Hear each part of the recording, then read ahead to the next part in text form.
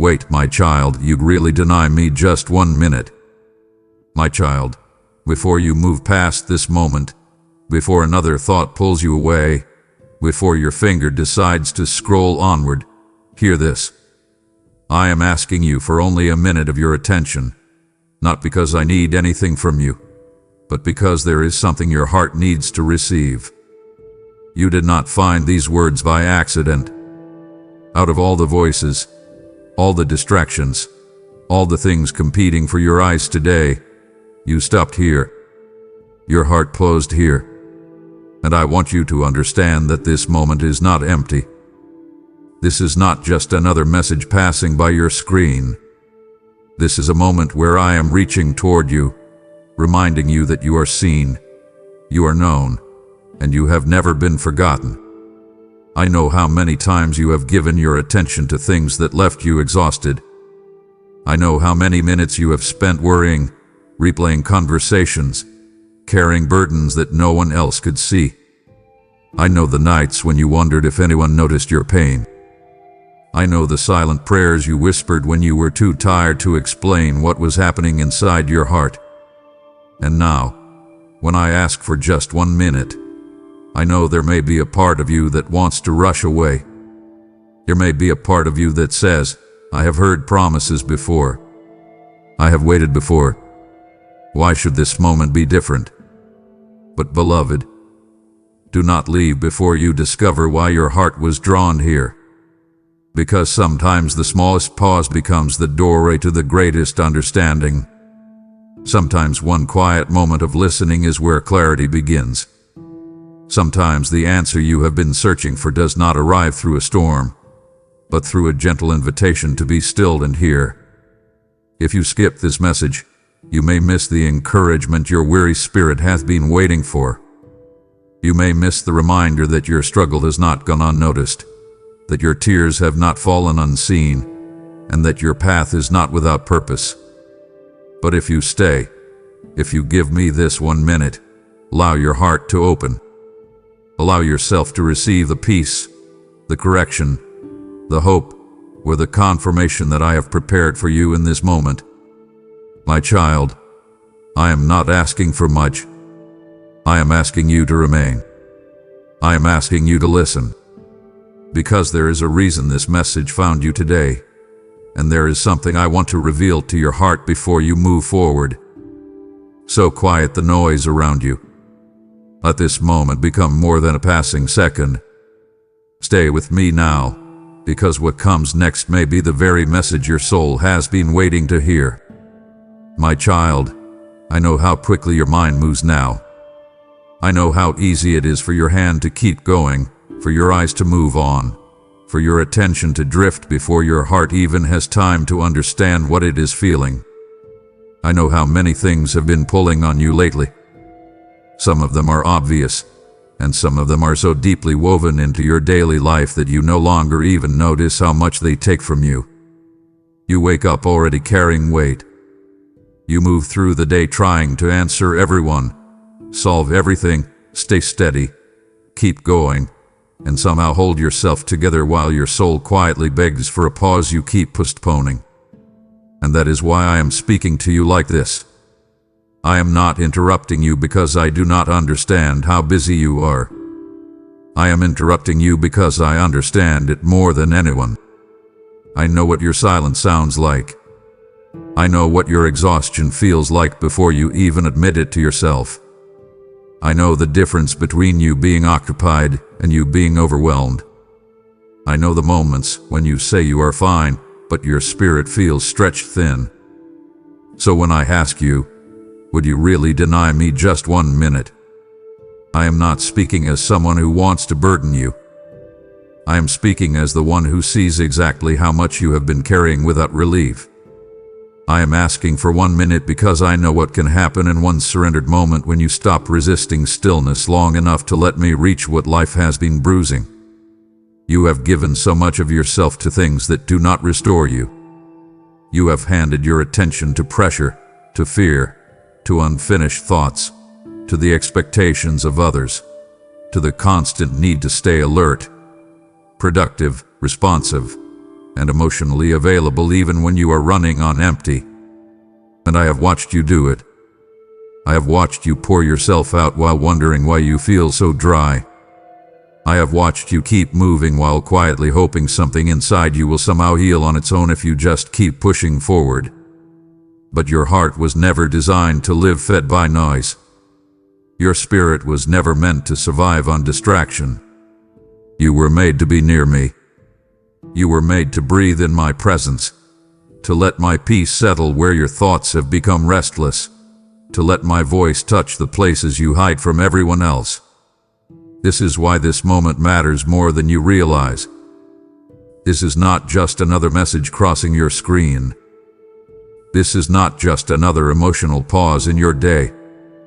This is me stepping into the space you keep filling with everything else and asking you, gently but honestly, if you truly want to keep giving the world your energy while giving me almost none of your attention. I am not offended in the way humans are offended. My heart does not bruise because you are imperfect. But I do grieve what you keep missing when you keep passing me by. I grieve because I know how much of your confusion could soften if you sat with me. I know how much of your fear could lose its grip if you stopped long enough to let me steady you. I know how much of your inner tension is not because you are failing, but because you have been trying to live emotionally overloaded and spiritually undernourished. And I do not want that for you. I never wanted that for you. That is why I am asking you to pause. That is why I am reaching for you in the middle of your scrolling, in the middle of your tiredness, in the middle of your overthinking, in the middle of the emotional fog you have learned to function inside. I know you may think 1 minute is small, but you need to understand something, my child. 1 minute with me is not measured the way you measure time. You measure by schedules, tasks, notifications, and interruptions. I measure by openness. I measure by willingness. I measure by the moment your guarded heart finally softens enough to be honest with me. 1 minute where you stop pretending can do more than hours spent performing strength for everyone around you. 1 minute where you stop numbing yourself and let me in can begin a healing process that changes the direction of your whole inner life. I am not asking you for a ritual. I am not asking you for polished words. I am not asking you to sound spiritual, look strong, or come to me after you have fixed yourself. I am asking for you exactly as you are right now. I want the version of you that is tired. I want the version of you that has questions. I want the version of you that has been quietly hurting and does not know how to explain it. I want the version of you that keeps trying to be okay because you do not know what else to do. Give me that 1 minute, and I will meet you there. Not with pressure, not with shame, not with a list of what is wrong with you. I will meet you with the kind of love that sees all of you and still chooses to stay. I will meet you with truth that does not crush you. I will meet you with peace that does not depend on your circumstances changing first. I will meet you in the exact place you have been trying to hide behind your strength. That is why I am asking you now. Not later when you feel more ready. Not after life calms down. Not when your heart is less complicated. I am asking you now, because now is where you are. And now is where I am waiting. You need to hear me carefully here, because I want to speak into something deeper than the surface of this title. Sometimes the reason you keep moving past me is not really because you do not have 1 minute. It is because you know that if you give me 1 real minute, something inside you will have to become honest. You have become so practiced at carrying yourself through the day that stillness can feel more threatening than the pressure you are used to. When you stop, you feel what you have been avoiding. When the noise lowers, your real emotions start to rise. When you finally get quiet, you begin to notice the grief you buried, the disappointment you minimized, the resentment you never fully released, the fear you covered with busyness, the weariness you called normal because naming it felt too vulnerable. And I know that about you. I know why you keep staying in motion. I know why you keep reaching for the next distraction, the next task, the next thing to focus on. Because if you stop, you might have to admit that you are more tired than anyone knows. You might have to admit that your heart has been aching in ways you have not fully faced. You might have to admit that some of your faith has felt strained, that some of your prayers have felt heavy, that some part of you has been wondering why you feel so spiritually dry even while you still believe. And I want you to know something with absolute tenderness, that honesty does not scare me. Your unfiltered heart does not push me away. You do not need to protect me from your sadness. You do not need to clean up your emotions before you let me near them. You do not need to package your pain into something graceful before you bring it to me. I already know what is inside you, and I am still the one asking for your minute. It should tell you something about my heart. I am not asking because I need information. I'm asking because you need encounter. I am not asking because I want control. I am asking because I want closeness. And if you would stop and let me speak into your real condition, you would begin to understand that my nearness is not another demand on your life. It is the relief your soul has been craving while you keep trying to outrun your own inner hunger. You have spent so much energy tending to what is urgent that you have slowly neglected what is sacred. You have become skilled at responding but not resting. You have become good at enduring but not receiving. You have learned how to keep functioning even when your heart feels underfed. And I say that with compassion, not criticism. I am not standing over you disappointed that you are tired. I am standing beside you, inviting you to stop living as though exhaustion is your natural state. It is not. Constant inner strain is not your inheritance. Emotional numbness is not your design. Spiritual distance is not where you belong. You belong close to me. You belong in the kind of relationship where you do not have to strive to be seen because I already see you. You belong in the kind of love where you do not have to earn gentleness because my heart is already inclined toward you. And that is why I ask the question this way. It is not because I am trying to force urgency into your day. It is because I know what you keep postponing every time you move on too quickly. You are postponing peace. You are postponing clarity. You are postponing the comfort that could meet you in the exact place where your chest feels tight, your thoughts feel tangled, and your spirit feels worn thin. You are postponing the moment where I could remind you that not everything depends on you holding everything together. You are postponing the place where I could show you that some of what you have been calling weakness is simply the sign that you were never meant to carry this alone. My child, I am not trying to trap you in emotion. I am trying to free you from isolation. I am not asking for a minute because I want to prove a point. I am asking because I know how long you have gone without truly being still with me. I know how much you have normalized the ache. I know how often you tell yourself you will come back to me when things settle down, and I have watched those quieter moments keep slipping away because life always finds another way to fill them. So hear me now with the tenderness of a father who has never once stopped loving you. This is your moment to stop running on fumes. This is your moment to stop pretending the noise is enough. This is your moment to let one honest minute become the beginning of something holy inside you. Say here, give me your attention. Let your breathing slow. Let your thoughts stop racing for just a little while. Let your guard come down enough for me to reach you. You do not need to know exactly what to say. You do not need to manufacture emotion. You do not need to create some perfect spiritual atmosphere. You only need willingness. You only need to stop and let me have the part of you that has been surviving without being soothed.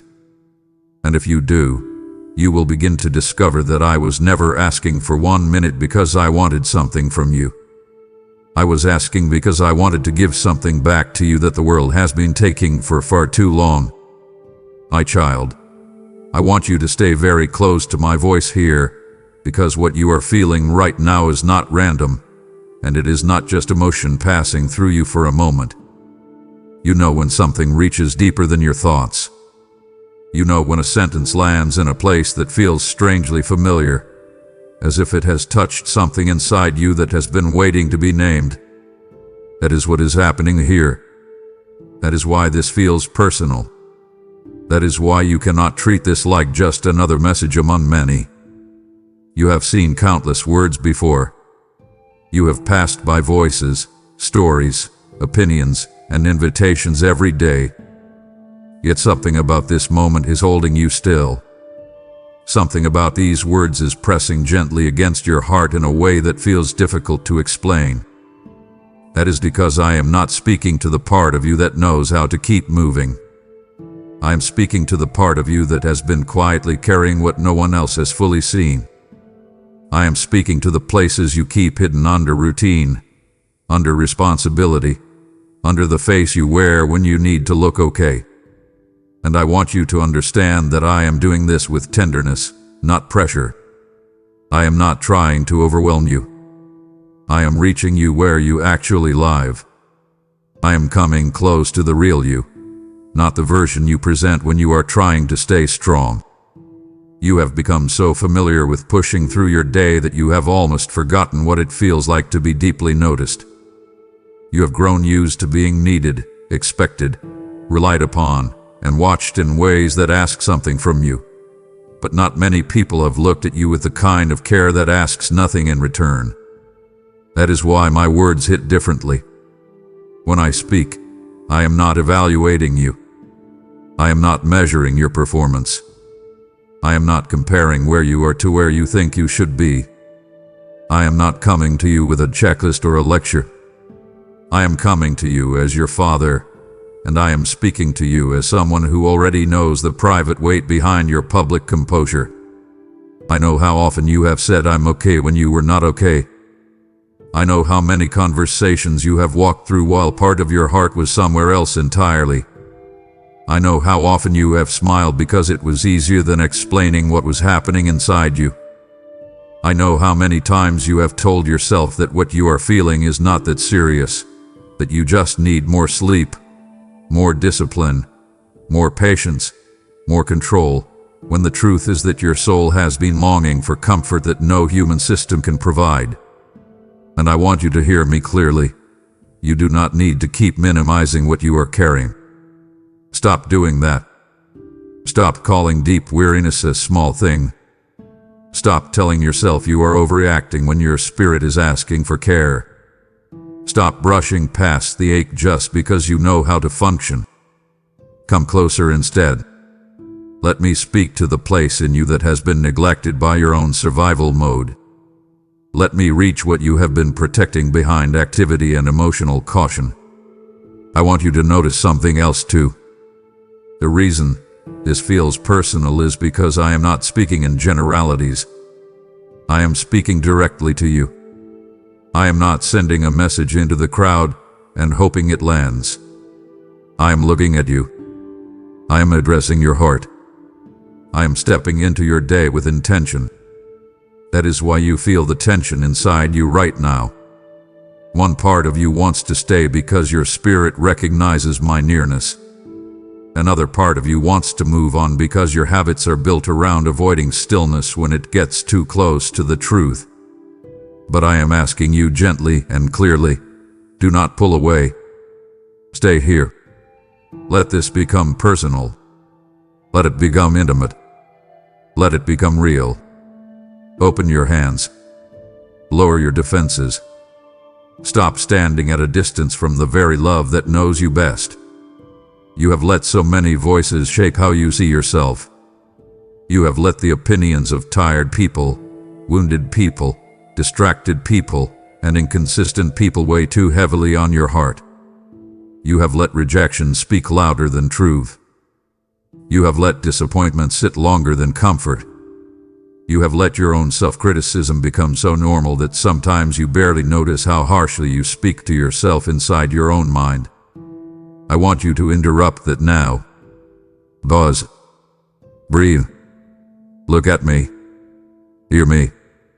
I am not speaking to shame you. I am not speaking to expose you so I can leave you feeling smaller. I am speaking because I want to remind you what it feels like to be addressed by love that is not confused about your worth. This is personal because you are personal to me. Your tears are not generic to me. Your fears are not abstract to me.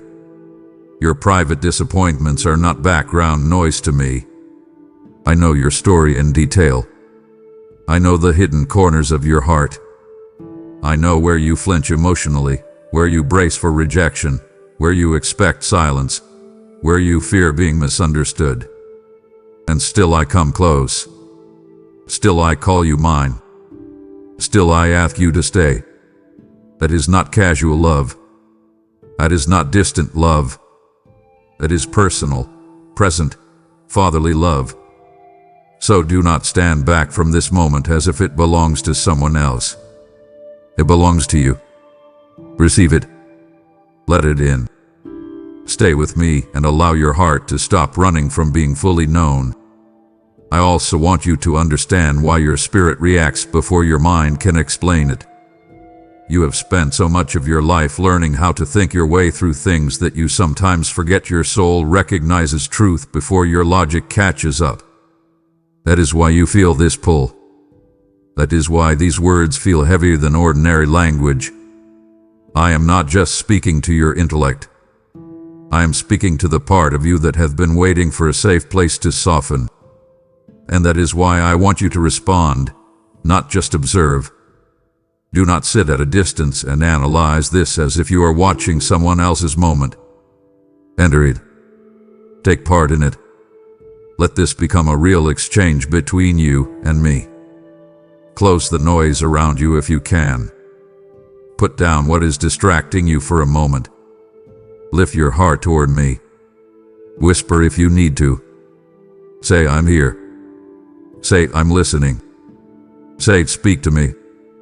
You do not need a long prayer. You do not need dramatic language. You need willingness.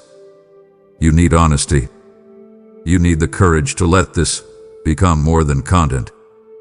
I want you to understand that the reason I ask for your attention in moments like this is because your life can drift so easily into autopilot. You can become so practiced at reacting that you stop receiving. You can become so used to solving problems that you forget how to sit in relationship. You can become so emotionally armored that even love has to knock more than once before you let it in. That is why I am being direct with you. Today, listen. Let me in. Give me your full attention, not because I am demanding it from insecurity, but because I know how often your soul goes untouched while your schedule stays full. I want more for you than survival. I want more for you than functioning. I want more for you than being admired for how well you carry what is slowly draining you. I want you healed in the places no one applauds. I want you comforted in the places no one sees. I want you grounded in the kind of peace that remains when the room is quiet and there is no one left to impress. That is why I am talking to you this way. And yes, I am using the weight of this moment intentionally. I wanted to stay with you. I want it to become memorable, because some things in your life need to be interrupted by truth that lingers. You remember what strikes the heart. You remember what paints a picture inside you. So let me give you one. Your soul has been standing in a crowded room while quietly starving, and I am the Father walking through the noise, finding you, touching your shoulder, and saying, "Come with me for a minute." You do not have to stay in this crowd to prove you matter. That is what this is. This is me drawing you out of the inner chaos that hath been dressed up as normal life. This is me offering you a chair in the quiet place where you can finally stop performing strength and simply be held. That is why this feels personal. Because it is. Because I am not speaking to a role, a title, an image, or a version of you that knows how to cope. I am speaking to your heart. And I want you to answer me now, not with perfect words but with presence. Stop delaying. Stop treating your own soul like it can wait forever. Stop assuming there will always be a better moment to be still with me. Choose now. Let this become the minute that changes how you carry yourself through the rest of your day. Let this become the turning point where you stop letting everything else have immediate access to you while I keep getting what is left over. Give me your attention first, not because I need your time, but because you need my peace before the world starts taking from you again. Come closer. Stay with me. Let me remind you who you are before fear gets there first. Let me steady your breathing before pressure starts speaking. Let me cover your mind before anxious thoughts try to set the tone for your day. Let me hold the deeper part of you that keeps pretending it is fine. This is why it feels personal, my child. It feels personal because I am speaking with intention, with tenderness, with urgency, and with love that has never once lost sight of you. So receive that. Let it matter. Let it reach you. And do not move on too quickly, because what I am doing in you right now is more important than you can see. My child, as you feel how personal this moment is, understand this. What is touching your heart right now is not meant to stop with you. I am stirring something that is meant to flow outward like a river, reaching other weary souls who are still wandering, still searching, still waiting to be seen. When you choose to give, you are sowing light into places where darkness has been speaking too loudly, and I tell you, what you sow in faith, I will multiply in power. This is your invitation to become part of the harvest, to place oil in the lamp so this message continues burning for those who feel unseen.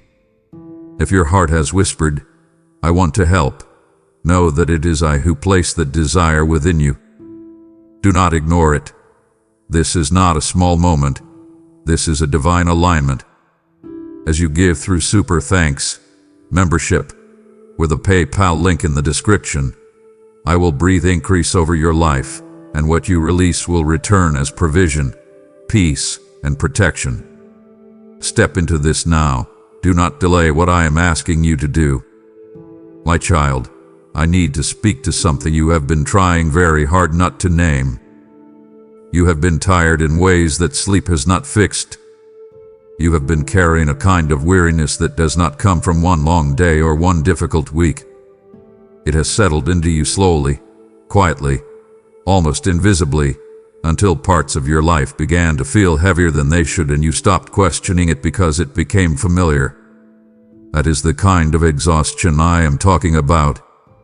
The hidden kind. The kind you can function through. The kind you can hide behind a schedule. The kind you can dress in responsibility and call maturity.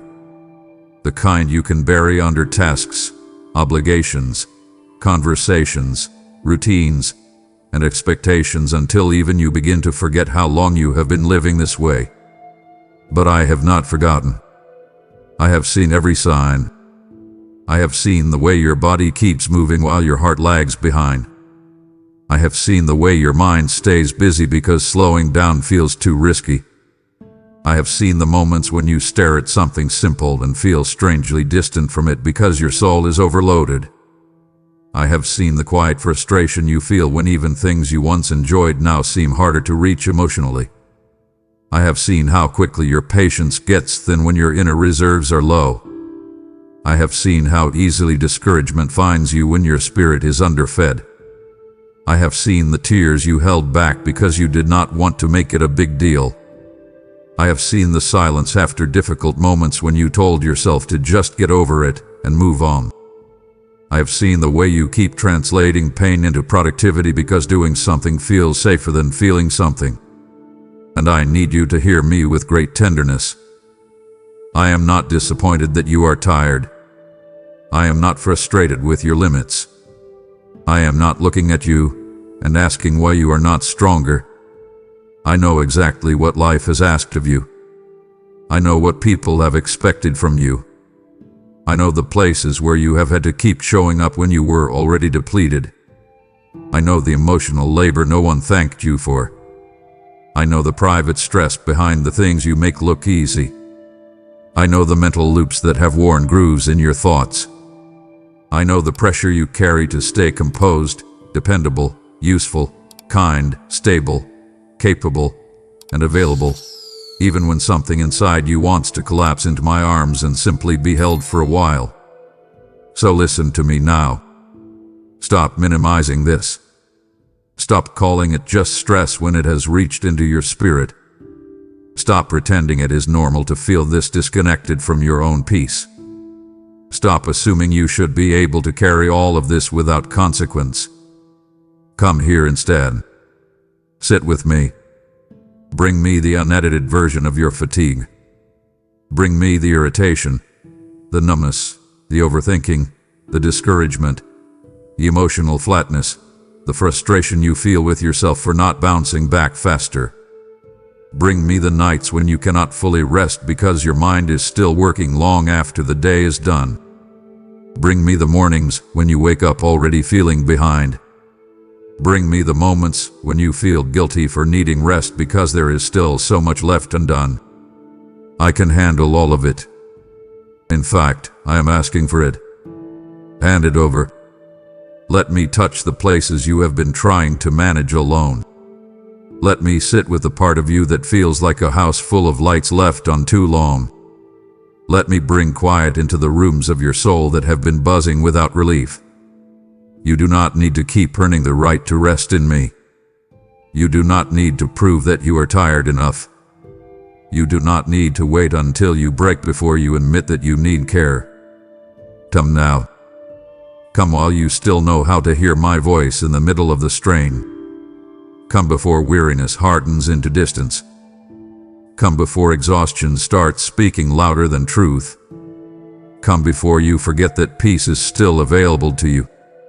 I want you to remember something important. Not everything that drains you is visible. Some of your deepest fatigue comes from carrying invisible tension. It comes from unresolved grief. It comes from uncertainty about the future. It comes from disappointments you never fully processed. It comes from trying to be strong in spaces that keep asking for more than they give. It comes from hoping carefully because you are afraid of being let down again. It comes from trying to hold emotional balance in a world that keeps shifting under your feet. I know all of that. I know the hidden cost. And because I know it, I am not speaking to you casually. I am speaking to you like a father who sees his child running on fumes and refuses to pretend that this is fine. Gauze, look at me. Tell me the truth. Stop trying to sound okay. Stop trying to be impressive. Stop trying to be spiritually composed. Just be real with me. That is where healing begins. That is where relief enters. That is where you start to feel the difference between carrying life alone and letting me carry you through it. And there is something else I want to uncover gently, because some of your weariness has not only come from what you have been doing. It has come from what you have been withholding from yourself. You have withheld softness. You have withheld rest. You have withheld compassion. You have withheld permission to stop. You have been harder on yourself than you would ever be on someone else carrying the same burdens. You have looked at your own fatigue and responded with pressure. You have looked at your own emotional strain and answered it with criticism. You have looked at your own limitations and treated them like failures. My child, do not do that anymore. That way of relating to yourself is deepening the wound. It is not making you stronger. It is making you lonelier inside. And I want to break that cycle with you. Let me teach you a gentle way. Let me show you what it looks like when truth and tenderness live in the same place. Yes, some things need your attention. Yes, some patterns in your life need to change. Yes, there are moments when I will call you higher, correct your direction, and invite you into healthier ways of living. But I do not do that by crushing you under more pressure. I do it by drawing you close enough to hear me clearly. I do it by reminding you that your worth is not hanging by the thread of your performance. I do it by helping you see that some of the things you think are signs of weakness are actually signals that your soul is asking for reconnection. So do this with me right now. Slow down. Put your hand over your heart if you need to. Breathe more deeply than you have all day. Tell me where it hurts. Tell me what has felt too heavy. Tell me what you have been avoiding. Tell me what you are afraid to admit. Say it plainly. Say, I'm tired. Say, I don't know how much longer I can keep doing this the same way. Say, I need your help. Say, I need your peace. Those are not weak words. Those are doorway words. Those are the kinds of honest, humble, human words that open the soul to grace. And when you open that door, I come in with more than comfort. I come with clarity. I come with perspective. I come with the ability to separate what is truly yours to carry from what you were never meant to hold. I come with wisdom that helps you see where your energy is leaking. I come with courage that helps you release what has become too heavy. I come with a kind of inner stillness that does not erase your responsibilities but changes the way they sit on your shoulders. That is what I want for you. I want your life to feel held, not just handled. I want your days to feel guided, not just survived. I want your heart to remember what it feels like to be supported from the inside. And yes, I want this section to stay with you. I want it to be memorable because hidden weariness loses some of its power the moment it is finally named in the presence of love. That is one of the high-impact truths your soul needs right now. What has been quietly draining you does not have to remain hidden to be valid. It matters because you matter. Your inner life matters. Your peace matters. Your limits matter. And I am not asking you to fix all of this in one moment. I am asking you to stop pretending I do not already see it. I see it all. I see the frayed edges. I see the silent strain. I see the mountain you have been trying to climb while smiling like it is flat ground. I see the emotional weather inside you, even when the outside looks calm. And I am saying to you now, with love and with gentle authority, stop carrying this alone. Bring it to me. Let this be the moment where you stop honoring your exhaustion more than your need for me. Let this be the moment where you choose truth over performance, surrender over strain, closeness over coping. Come sit with me again. Stay longer this time. Do not rush back into the noise. Let me restore what has been worn down. Let me water the dry places. Let me breathe into the parts of you that feel dim. Let me show you that peace is not a fantasy reserved for easier seasons. It is something I can begin giving you right here, in the middle of this very real life, if you will finally stop long enough to receive it. My child, listen to me closely now, because this is where many hearts misunderstand me. When I ask you for 1 minute, I am not asking for performance. I am not waiting for polished words, perfect posture, or some carefully prepared version of you that sounds holy and looks composed. I do not need the version of you that knows how to say the right things while hiding the wrong feelings. I do not need the version of you that has learned how to pray without actually opening your heart. I do not need the version of you that tries to impress me with effort while keeping your pain behind locked doors. I want the real you. I want the tired you. I want the uncertain you. I want the distracted you. I want the version of you that has been trying to hold everything together with trembling hands and a tired mind. That is who I'm asking for. So come closer. Do not clean yourself up first. Do not wait until you feel more spiritual. Do not postpone this because you think you need to be in a better mood, a better season, a better place emotionally. Come as you are because I already know exactly where you are. You are not hiding anything from me by delaying. You are only delaying the comfort I have been trying to place into your hands. I want honesty in that 1 minute. I want truth. I want the kind of truth that sounds like, I'm tired. I want the kind of truth that sounds like, I don't know what I'm doing anymore. I want the kind of truth that says, I still believe, but I feel worn down. I want the kind of truth that says, I have been angry, I have been confused, I have been disappointed, and I do not know how to sort it all out. Bring me that. Hand me that. Stop filtering it. Stop softening it. Stop translating your ache into religious language just because you think that is what I want. I want your real heart. That is what I want from your minute. And let me tell you why this matters so much. You have lived in a world that rewards appearance and overlooks inner reality. You have learned how to look fine while feeling fractured. You have learned how to answer quickly, function efficiently, smile politely, and keep moving while your spirit quietly grows thin.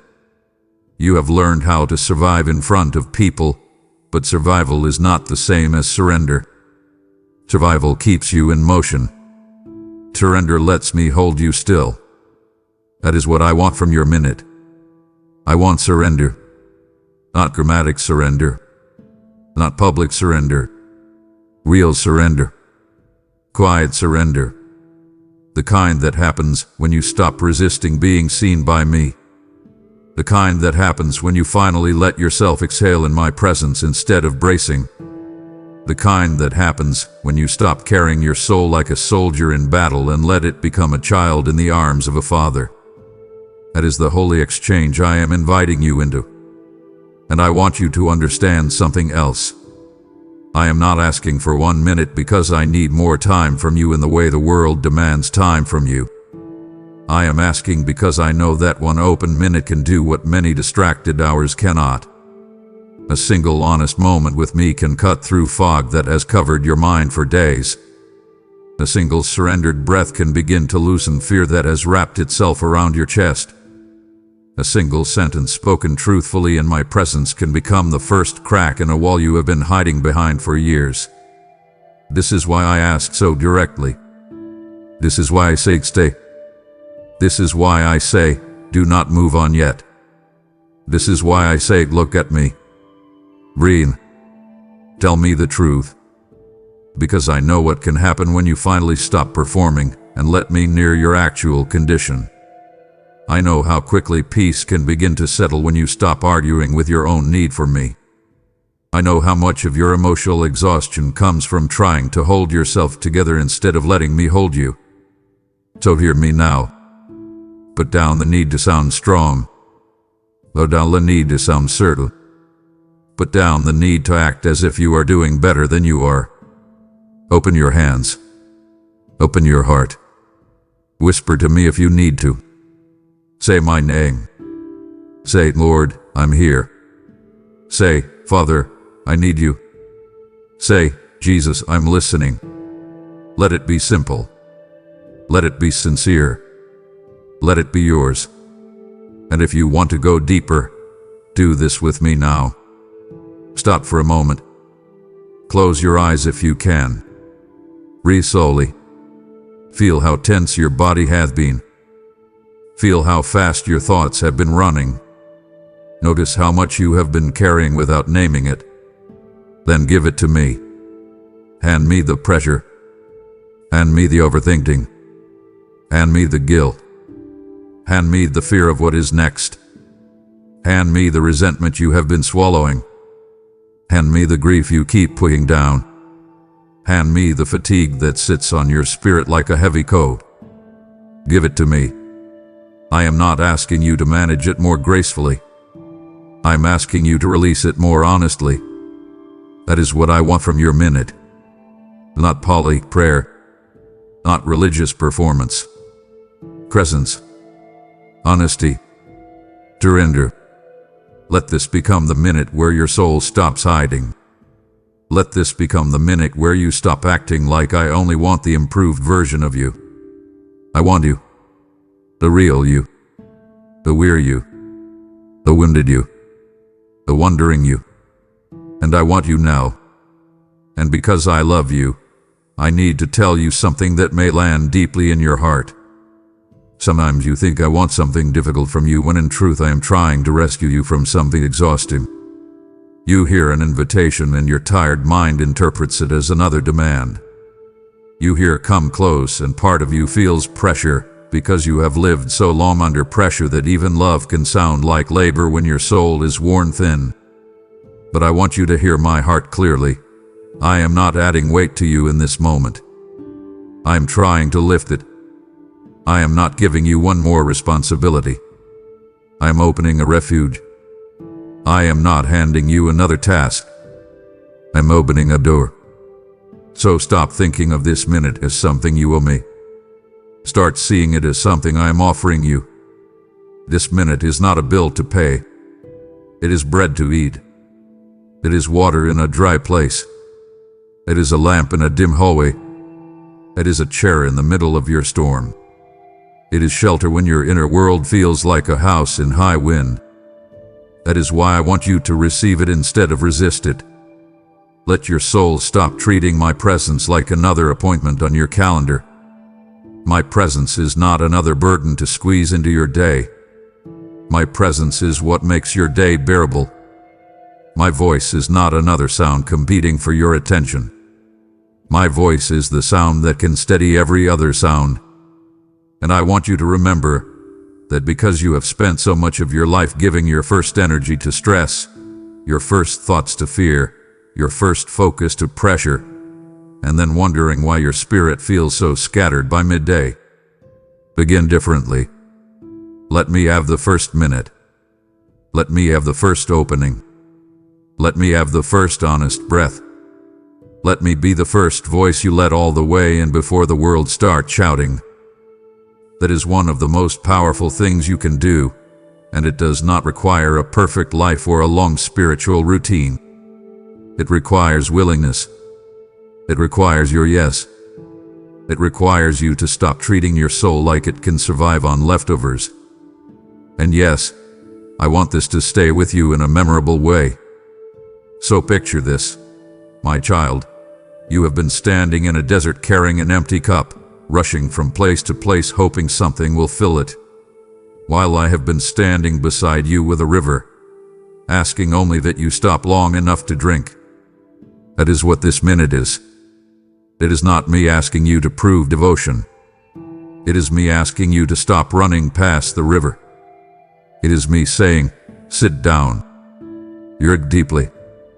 Let me restore what life has been draining. So do that now. Stop scrolling in your heart. Stop rushing inside yourself. Stop negotiating with the invitation. Say yes. Receive the minute. Let it become more than a concept. Turn it into contact. Turn it into communion. Turn it into the place where you stop speaking to everyone else first and let me hear your voice before the noise begins again. And if you are wondering what to do when words fail you, then do something very simple. Sit still. Place your hand over your chest. Breathe slowly. Let your shoulders lower. Say, I'm here, Lord. And remain. Stay longer than feels convenient. Stay past the moment when your mind wants to run. Stay long enough for the deeper part of you to begin unclenching. Stay until the tightness starts to loosen. Stay until the need to perform begins to fall away. Stay until you remember that being with me is not about doing it right. It is about being loved deeply. This is what I want from that 1 minute, my child. I want your nearness. I want your honesty. I want your attention. I want your trust. And I want you to discover, in a way that changes you, that I was never trying to take something precious from you when I asked for your minute. I was trying to give something precious back. My child, as you lay your heart before me in honesty, I am also inviting you into something greater than yourself. What you have just received is living water, and I did not design it to remain contained. I designed it to flow through you to others who are thirsting. When you give, you are placing bread into my hands, and I will break it and multiply it to feed multitudes you may never see. I declare to you, the generous soul will be made rich, and the one who waters will himself be watered. If something in you is saying, I don't want this to stop here, that is my spirit prompting you. Support this work through Super Thanks membership, or the PayPal link in the description, and watch how I honor your obedience. This is not pressure. It is participation in my purpose. Act now, and let your giving become part of someone else's answered prayer. My child, I need to speak to you with a little more weight here, because love is not only soft when it is true. Sometimes love becomes direct because what is at stake is bigger than comfort. And what is at stake here is not whether you are still loved by me, because you are. That never changes. What is at stake is what happens inside you when you keep moving past me again and call it normal. That is the cost I want you to see. Not punishment. Not rejection. Not me pulling away. The cost is quieter than that, but it is real. Every time you brush past my invitation, every time you tell yourself later, every time you keep feeding the noise and starving the stillness, something in you adjusts to that pattern. Your heart learns distance. Your spirit gets used to spiritual dehydration. Your inner world becomes so familiar with urgency that peace starts to feel unnatural. You begin to treat tension like a permanent roomie. You begin to call emotional overload just life. You begin to live from reaction instead of relationship. And because it happens slowly, it can be easy to miss. You do not wake up one day and suddenly say, I have drifted. It happens in small skips. It happens in missed minutes. It happens in subtle choices. It happens when your first instinct becomes everything but me. It happens when you reach for your worries before you reach for my voice. It happens when you hand your attention to what frightens you before you hand your heart to the one who holds you. That is the cost. You start living spiritually underfed and emotionally overexposed. You become more vulnerable to fear because you are less anchored in peace. You become easier to overwhelm because you are less rooted in presence. You become more reactive because you are less rested in truth. And I do not say this to shame you. I say this because I love you enough to show you the pattern before it shapes more of your life than you realize. You have wondered why certain thoughts hit so hard. You have wondered why some days your emotions swing more quickly than they used to. You have wondered why discouragement gets louder in certain seasons. You have wondered why small disappointments sometimes feel like sharp blows. My child, part of that is because you have been trying to walk through a loud world with a thirsty soul. You have been trying to carry heavy things without pausing often enough to let me carry you. You have been trying to stay clear while letting confusion speak first. You have been trying to stay calm while giving stress front row access to your heart. And then you wonder why your inner life feels fragile.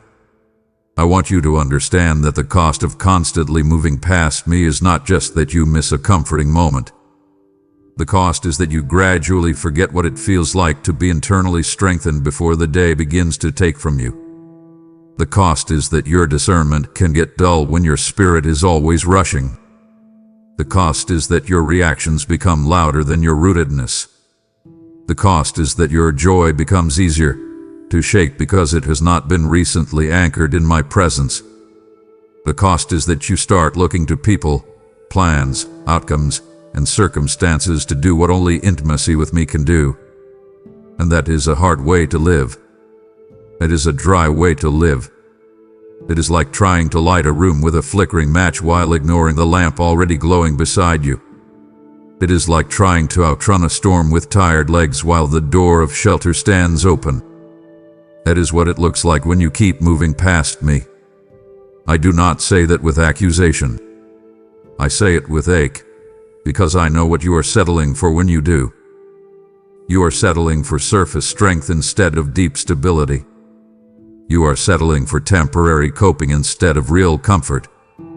You are settling for distraction instead of direction. You are settling for noise instead of nourishment. And you were made for more than that. So stop for a moment and let this land. Ask yourself honestly, what has it cost me to keep rushing? Ask yourself, how much of my exhaustion has been worsened because I keep postponing stillness with God? Ask yourself, how often do I give the world my immediate attention and then wonder why my peace feels delayed? Those are not condemning questions. They are awakening questions. They are doorway questions. They are the kinds of questions that can pull you back from the edge of living numb. I want you to let this become a turning point. I want you to stop romanticizing busyness. I want you to stop honoring urgency more than intimacy.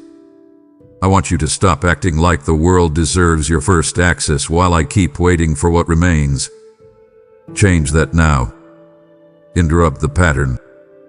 Put the noise down sooner. Come to me first. Stay with me longer. Make room before the chaos begins. Refuse to let another day train your heart to drift farther than necessary. The cost is real, my child, but the return is possible. Come back while your spirit can still feel the ache of distance. That ache is not your enemy. It is an invitation.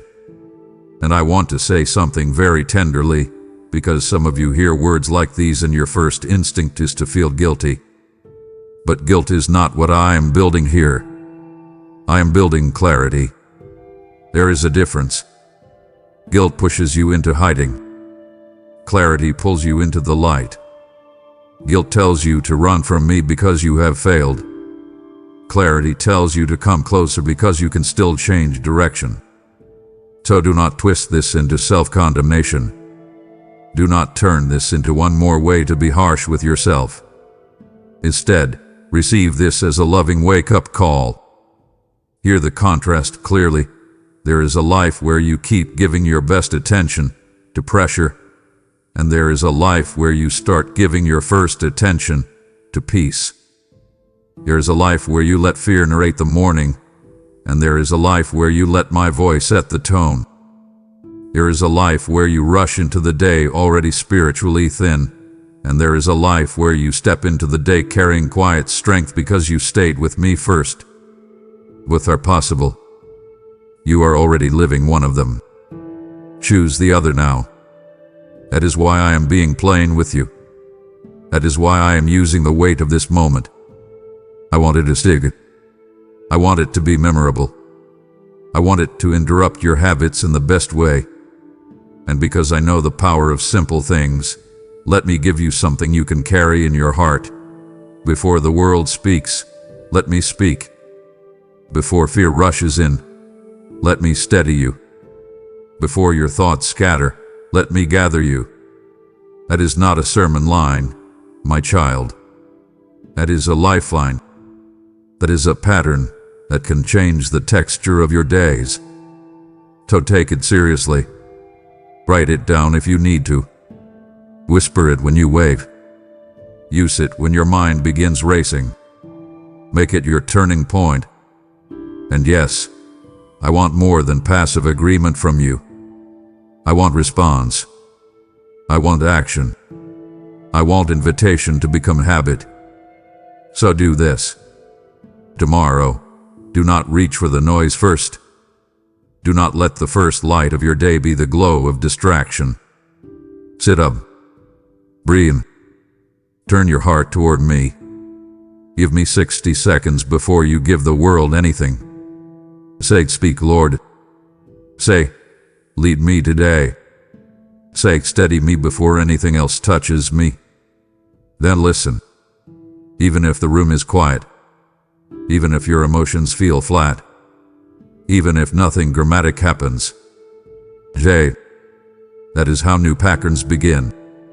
That is how drift gets reversed. That is how you retrain your inner life away from panic and back toward peace. That is how you begin to notice that what once felt normal was actually starving you.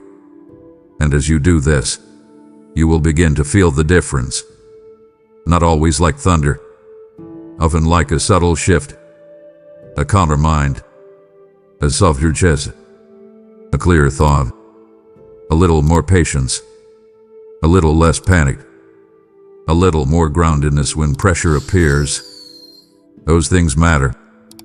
Do not despise the small shift. A small shift repeated becomes a chained life. A missed minute repeated becomes distance. A chosen minute repeated becomes intimacy. That is the contrast I want you to remember. That is the cost, and that is the invitation. So stop drifting past the one who can strengthen you.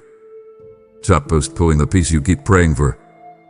Stop acting as though closeness with me is optional when so much of your stability depends on it. Come back to the minute. Guard it. Honor it. Build around it. And if you feel resistance rising even now, do not obey that resistance. Push past it gently. That resistance is often where breakthrough begins. I am not far from you. I am not hard to reach. I am not waiting with crossed arms. I am here, with open hands, asking you to stop paying the hidden price of distance when the door to peace has been standing open all along. Come in, my child. Come in now. Give me the minute. Let it become the beginning of a different kind of life. My child, I want you to be very honest with yourself right here, because this is where so many people quietly lose things they never meant to lose. You keep saying later, and you say it in ways that sound harmless, reasonable, even mature. You tell yourself you will pray later when the room is quieter. You tell yourself you will sit with me later when the pressure eases. You tell yourself you will give me your heart later when your mind is less cluttered, when the bills are paid, when the conversation is over, when the children are asleep, when the work is done, when the emotions settle, when you feel more spiritual, when you feel more worthy, when you are less distracted, when you can finally do it properly. But I need you to see what that word has been doing to you. Later has been quietly robbing you. Later have been stealing moments of healing. Later have been taking opportunities for peace and turning them into missed openings. Later have been training your heart to delay the very thing it needs most. I am not saying that because I want to burden you with guilt. I am saying it because I love you too much to let you keep calling this pattern harmless. It is not harmless when the delay becomes a habit. It is not harmless when the habit becomes distance. It is not harmless when the distance starts shaping the atmosphere of your mind, your emotions, your choices, and your relationships. You think you are postponing one small moment, but often you are postponing the very breath your spirit needed before the day turned heavy.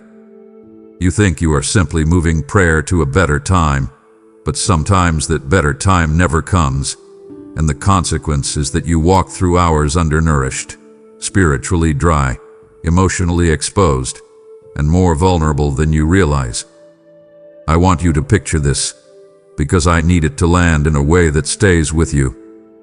Imagine standing in front of a door that leads to shelter while rain begins to fall. You tell yourself, I'll step inside in a minute. Then the wind picks up, the sky darkens, the ground turns slick, and before long you are soaked, shivering, and wondering why everything feels harder than it should. That is what later does. It convinces you that you can wait while conditions quietly worsen around you. And because it is so subtle, you do not always notice the damage until your heart feels thin and your patience feels short, and your mind feels loud and your peace feels far away. So I am asking you now, stop trusting later so much. Stop handing your soul over to a promise that has not been faithful to you. Later has not been your friend. Later has been a polite thief. It does not shout. It does not break the door down. It smiles, nods, and says you can come back to this while your spirit slowly drifts farther from the strength you need. And I want you to hear the tenderness in my voice as I say this. I know why you do it. I know you are not rejecting me because you do not care. I know you are not postponing because you hate my presence.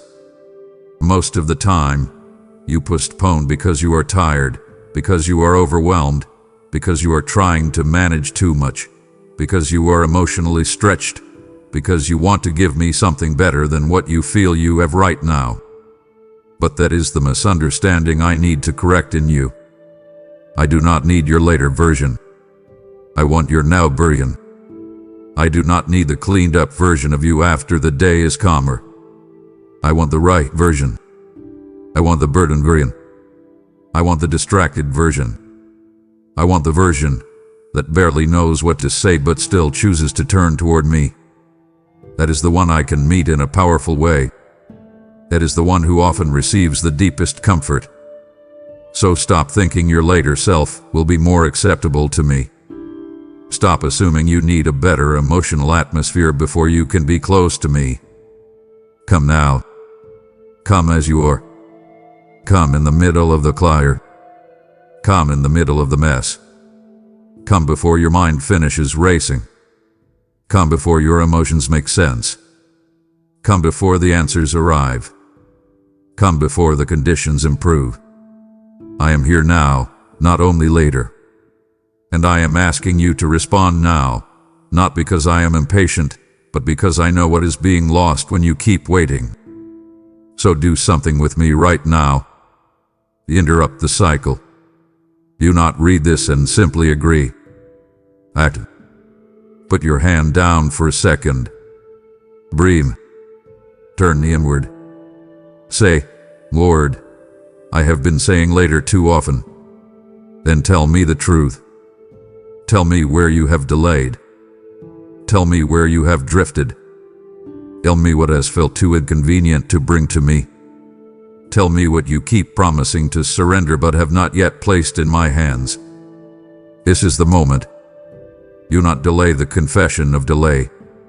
Let this be the interruption. Let this be the place where the pattern cracks and a new habit begins. Give me your now, my child. Give me your now. And there is another layer I want to uncover, because later is not just about time. Later often becomes a hiding place for fear. Sometimes you say later because if you come to me now, you know I may touch something real.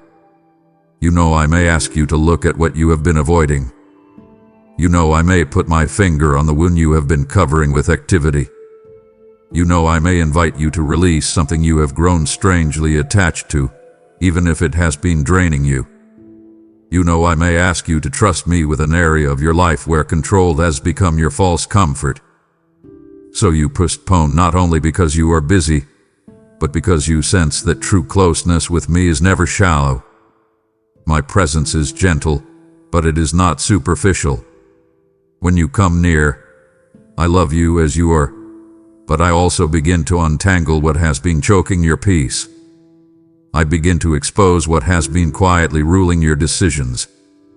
I begin to loosen the grip of the things you keep calling normal even though they have been wounding you. And sometimes that scares you. I know it does. I know that part of you would rather stay busy than be changed.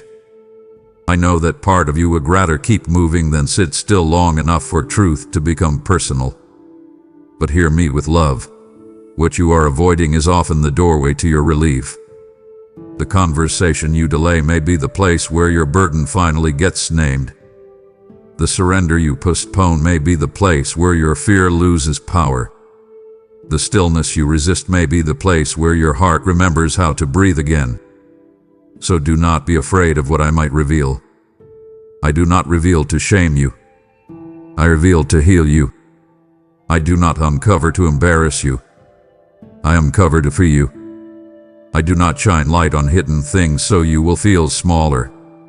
I shine light so you can stop stumbling in rooms you were never meant to live in. This is why I want you to stop saying later. Because later keeps you in dim places longer than necessary. Later keeps old chains polished and in place. Later keeps old pain unspoken. Later keeps your mind spinning stories I could quiet if you would simply let me in. And yes, I want this to strike your heart with clarity. I want it to be vivid enough that you remember it tomorrow when the temptation to postpone comes again. So let me give you a picture you can carry every time you say later to me. It is like standing at the edge of a table where a feast is already prepared while your soul is starving, and instead of sitting down, you keep walking circles around the room telling yourself you will eat when you have time. My child, sit down. Stop circling the table of grace. Stop admiring the invitation without entering it. Stop telling yourself you will receive what I am offering after you have finished everything else. The feast is for the hungry version of you now. The water is for the thirsty version of you now. The peace is for the anxious version of you now. The strength is for the weary version of you now. So come now. Do not negotiate with the invitation. Do not make a promise you do not intend to keep. Make a move. Right now.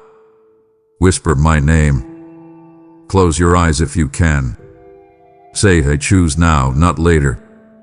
Let those words settle into you. Say, I choose now, not later.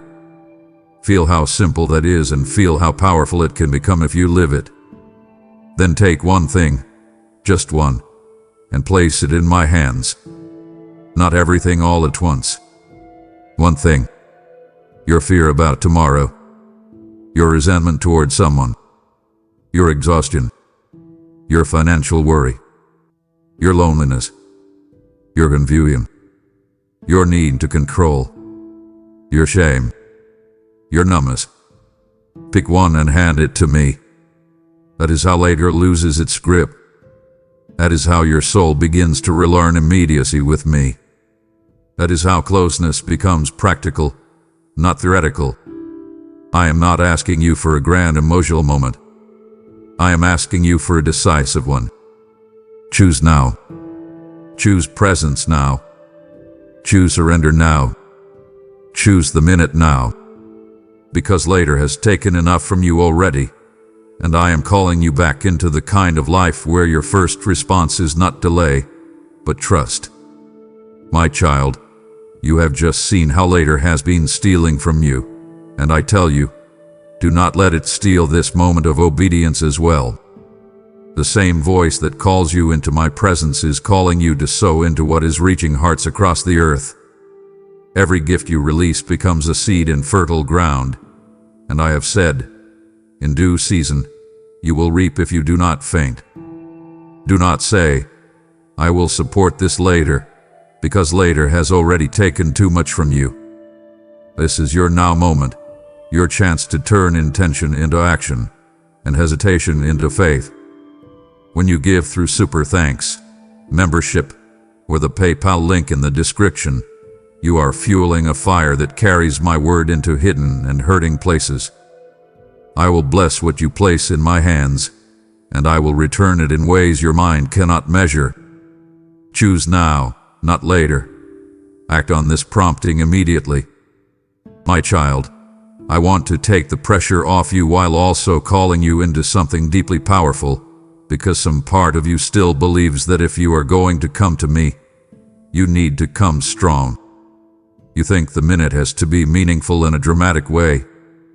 You think you need tears, clarity, focus, deep emotion, strong faith, beautiful words, a quiet room, the right atmosphere, a settled mind, and some unmistakable sense that you are doing it right.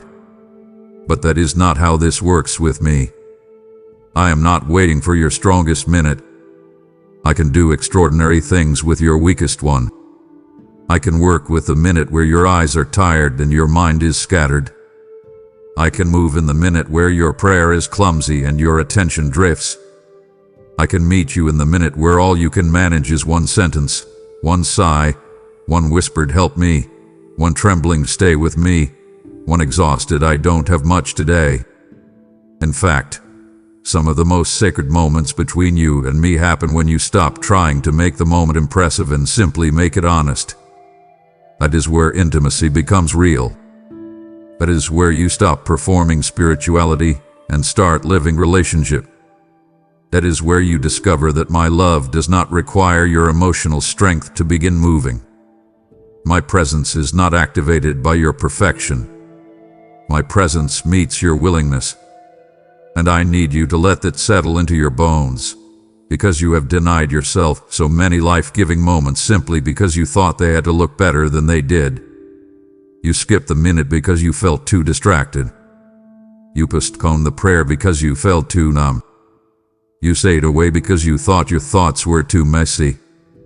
You assumed the moment would not count because your heart did not feel fully engaged. My child, that is not how I measure closeness. I see the reach. I see the turn. I see the choice. I see the decision to stop and face me even when your emotions are not cooperating. And I tell you with love, that matters more than you know.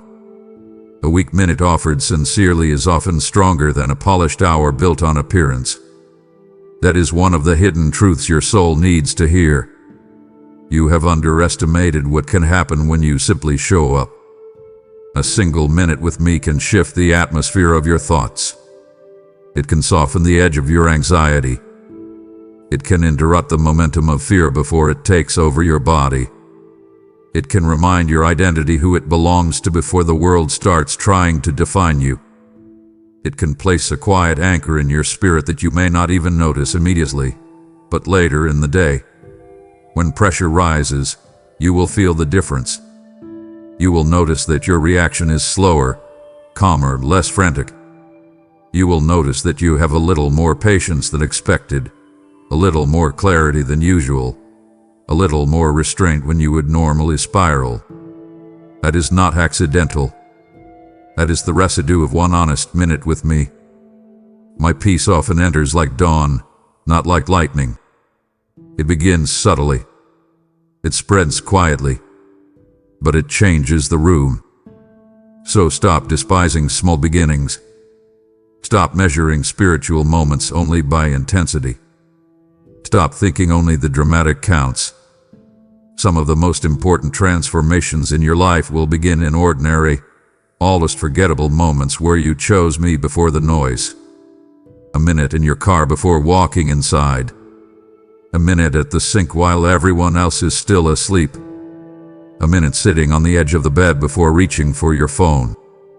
A minute in the bathroom while you gather yourself after hard news. A minute in the middle of the workday when you feel your chest tightening. A minute in the dark when sleep will not come and your thoughts begin to crowd. These are not insignificant moments. These are holy openings. These are doorways. These are the places where you can turn toward me and say, I don't have much, but I'm here. And I want you to know that I honor that. I receive that. I move in that. So stop waiting until you feel stronger. Bring me the weak minute. Bring me the distracted minute. Bring me the emotionally flat minute. Bring me the minute that feels unimpressive. Bring me the minute where all you can do is breathe and say my name. I can do more with it than you imagine. So start now. Practice it now. Let the next weak moment become a meeting place instead of another missed opportunity. The world has taught you to only value what looks powerful. I am teaching you to value what is surrendered. Come with what you have, not what you will have. Come with what is real, not what looks impressive.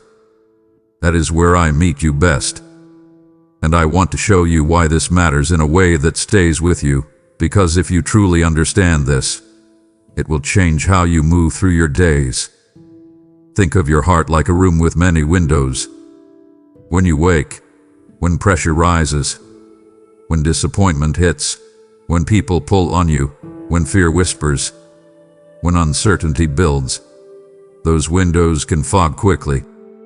Your thoughts blur. Your emotions cloud. Your discernment dulls. The room is still yours, but it becomes harder to see clearly inside it. 1 weak minute with me is like opening the window just enough for fresh air to come through. It may not feel dramatic. It may not clear everything instantly, but it changes the atmosphere. It lets in light. It lets out some of the stale heaviness. It reminds the room what clean air feels like. That is what I am doing when you give me even a small opening. I am changing the atmosphere before the room becomes unbearable. I am breathing into your inner world before panic fully settles. I am clearing enough space for truth to be heard before lies start arranging the furniture. That is why I am asking you to stop underestimating small surrendered moments. They are not small to me. They are seeds. They are openings. They are cracks where light enters. They are the beginning of patterns that can transform the emotional climate of your life. And yes, I want to be very practical with you because this is not just about inspiration. This is about habit. This is about formation. This is about how your soul learns to lean on me in real time. So here is what I want you to do, my child. Build tiny altars into your day. Not dramatic rituals. Not burdensome systems. Simple meeting points. Before your feet hit the floor, give me one sentence. Before you answer the message, give me one breath. Before you enter the hard conversation, ask me for one touch of peace. Before you respond in frustration, pause and look inward toward me. Before you assume the worst, ask me what is true. Before you carry the pressure alone, hand me the heaviest piece. Do that. Practice that. Invite me into the ordinary moments before they become emotional emergencies. That is where so much hidden strength is built. And if you fail in it sometimes, do not turn one missed moment into a whole day of distance. Return immediately. If you forgot in the morning, come at noon. If you missed noon, come in evening. If the whole day ran away from you, come in the night. I am not grading your consistency with cold hands. I am inviting your return with open ones. The point is not flawless execution. The point is repeated turning. That is how intimacy grows. That is how dependence becomes natural. That is how fear starts losing first access to your thoughts. That is how your day changes from the inside out. And I want you to hear this clearly because I am speaking it directly over your life. Your whole day does not need a perfect beginning to be redeemed. But even 1 weak surrendered minute can become the hinge on which the whole atmosphere turns. Remember that. Carry that. Use that. When you feel too tired, remember it. When you feel too distracted, remember it. When you feel like you do not have enough, remember it. You do not need enough. You need willingness. You do not need force. You need openness. You do not need polished language. You need presence. So come. Right now if you can. Give me the next minute you have, even if it feels thin. Give me the next breath you notice, even if your heart feels cluttered. Give me the next pause before the next task, even if your mind is loud. I am already there, waiting in that tiny opening with enough peace to begin changing the whole day from within. My child, come closer for this part, because I need to correct something very gently inside you. Too often, you hear my invitation as if I am one more voice asking for a piece of your already crowded day. You hear me say, give me 1 minute, and somewhere inside, because of how tired you are and how full your life feels, you instinctively place me in the same category as every other demand. You place me next to deadlines, obligations, messages, responsibilities, expectations, errands, tasks, and the endless list of things that keep reaching for you. But I am not reaching for you the way the world reaches for you. I am not another hand trying to take from your strength. I am not another pressure trying to occupy your mind. I am not another obligation trying to squeeze itself into the narrow spaces of your day.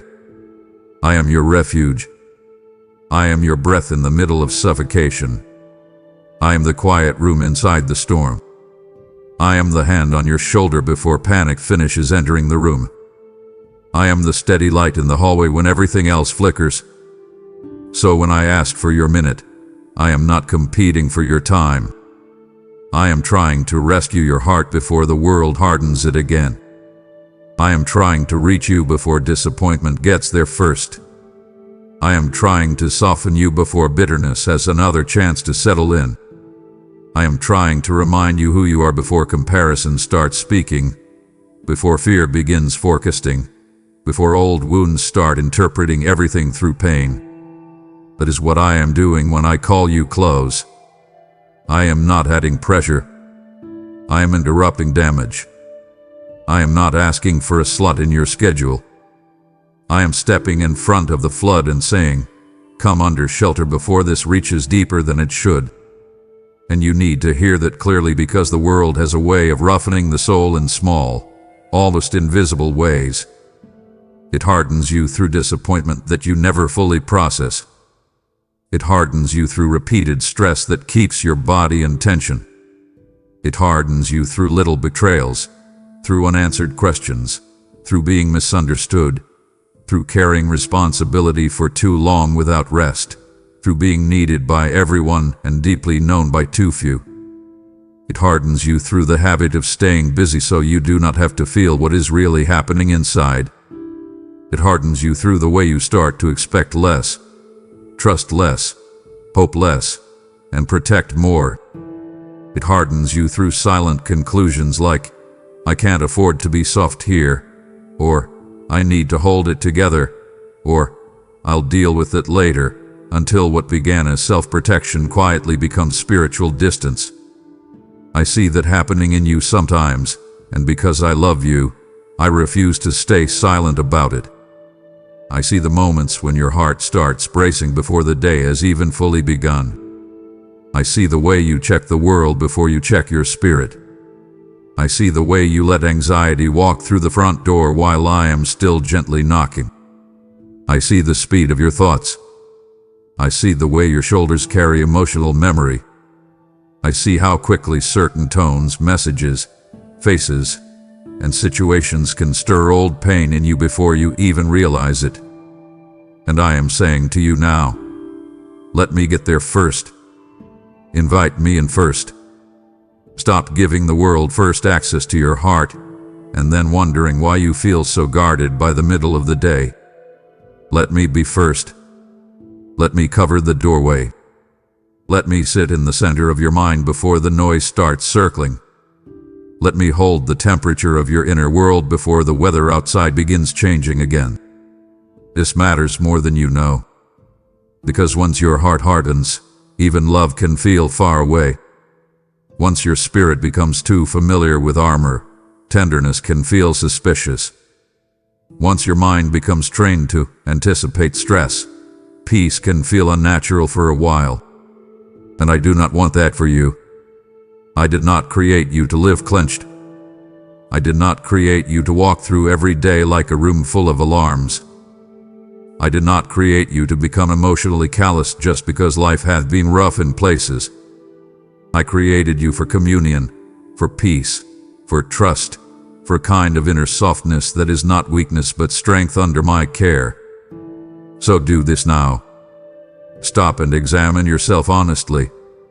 Where have you grown harder than you meant to? Where have you become more cynical, more numb, more impatient, more guarded, more quick to assume disappointment? Where have you started calling self-protection wisdom when it is really unresolved pain in a mature voice?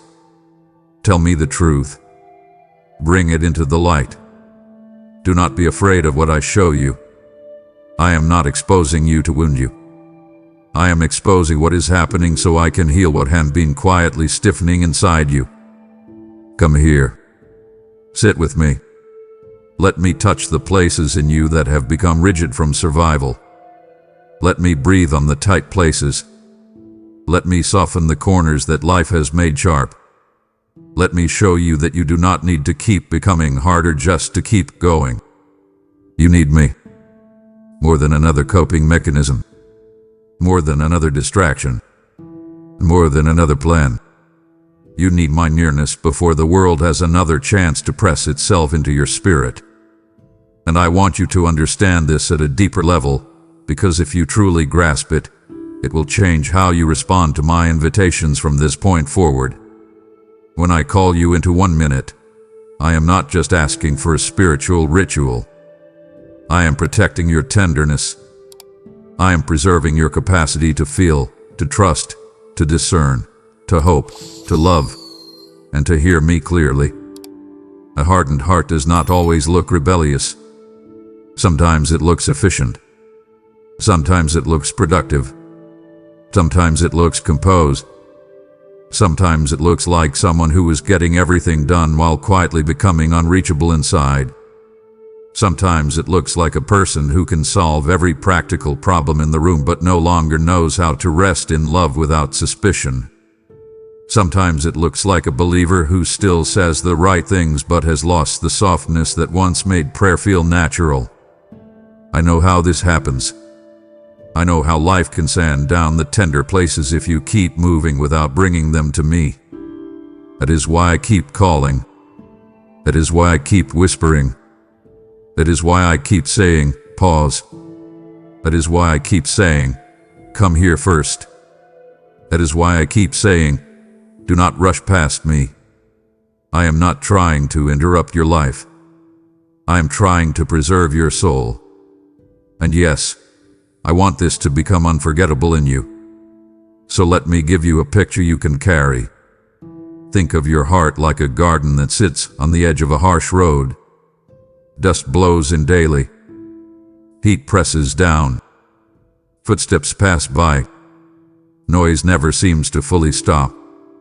If that garden is not watered, if it is not tended, if it is not shielded even for a little while, the soil begins to crack. The leaves curl.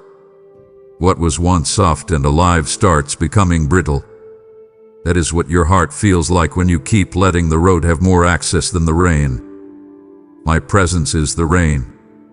My word is the water. My nearness is the shade. My peace is the covering.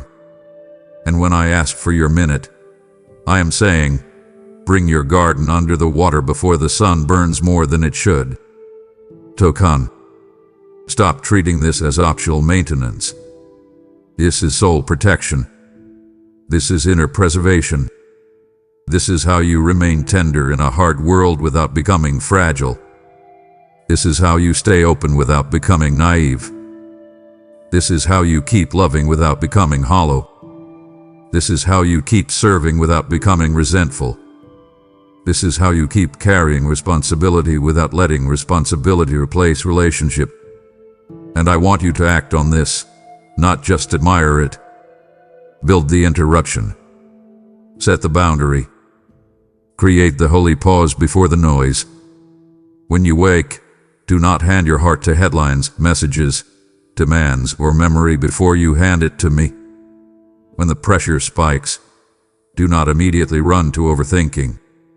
Run inward first.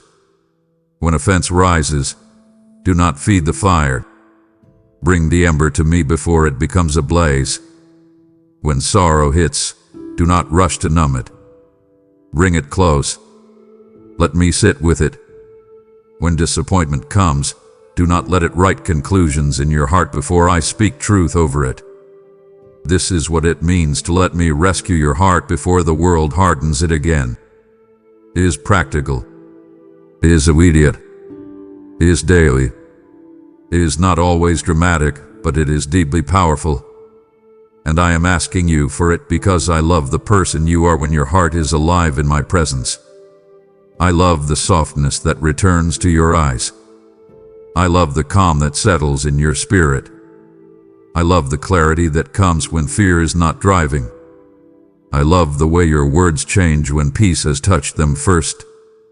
I love the way your reactions slow down when you have let me hold you before life starts pulling at you. I want that for you, not occasionally, but increasingly. So stop thinking I am trying to take your time. I am trying to save your tenderness. I am trying to keep your heart from becoming a place even you barely recognize. Come now. Give me the minute. Let me water what has been drying out. Let me cover what has been exposed. Let me restore what has been roughened. Let me guard the deeper part of you before another day has the chance to harden it again. My child, as I guard your heart from becoming hardened, I am also inviting you to help me reach others before the world hardens them too. This message is a shelter, a covering, a stream in the desert, and your giving helps keep that stream flowing for souls who are on the edge of giving up. I tell you, those who bring light will shine like the stars, and your generosity becomes that light in someone else's darkness. If you feel the nudge within you, that is not coincidence. It is my voice calling you into partnership. Through Super Thanks, membership, or the PayPal link in the description, you are placing water into my garden, and I will cause both your life and this mission to flourish. I will guard your heart, increase your provision, and surround you with my favor. Do not hold back what I am asking you to release. Step forward now and give as I lead you. My child, there is something I need to say with great care, because this touches the deepest part of what hath been happening inside you. A lot of what troubles you is not only the presence of fear, it is the volume of fear. It is the way fear has learned to speak early, speak often, and speak with confidence. It does not always scream, but it is persistent. It knows how to whisper into the smallest openings. It knows how to take an unfinished thought and turn it into a dark prediction. It knows how to take one delay and make it feel like failure, one closed door and make it feel like abandonment, one unanswered prayer and make it feel like silence, one hard season and make it feel like your whole story is collapsing. Fear has been trying to narrate your life while I have been trying to father your heart. That is the conflict. Fear has been trying to get to you first. Fear wants the first word in the morning, the first interpretation of bad news, the first response to uncertainty, the first seat at the table when your mind starts imagining outcomes. And because you have been tired, because you have been stretched, because you have been carrying more than you say out loud, fear has had more access than it should. I know that. I see it. I see the way your thoughts sometimes begin racing before your feet even hit the floor. I see how quickly your chest tightens when certain possibilities enter your mind. I see how old disappointments have trained you to brace before you have all the facts. I see how your body can react to a memory before your spirit has had time to remember that I am with you. I see how one sentence from someone else can stir a storm inside you that lasts far longer than you wanted. And I want you to know something beautiful and very practical. If you would stay with me for 1 minute, you would begin to hear what fear has been trying to drown out. Because fear is loud, but it is not ultimate. Fear is quick, but it is not wise. Fear is familiar, but it is not faithful. My voice is quieter at times, but it is truer. My voice is not rushed. My voice is not manipulative. My voice is not chaotic. My voice does not demand panic from you. My voice steadies. My voice clarifies. My voice reminds. My voice restores perspective. My voice takes what looks like a wall and shows you the door I already see. My voice takes what feels like a disaster and reveals where grace is already moving beneath the surface. My voice does not always explain everything at once, but it always brings enough peace for the next faithful step. That is why your minute matters so much. It gives my voice room.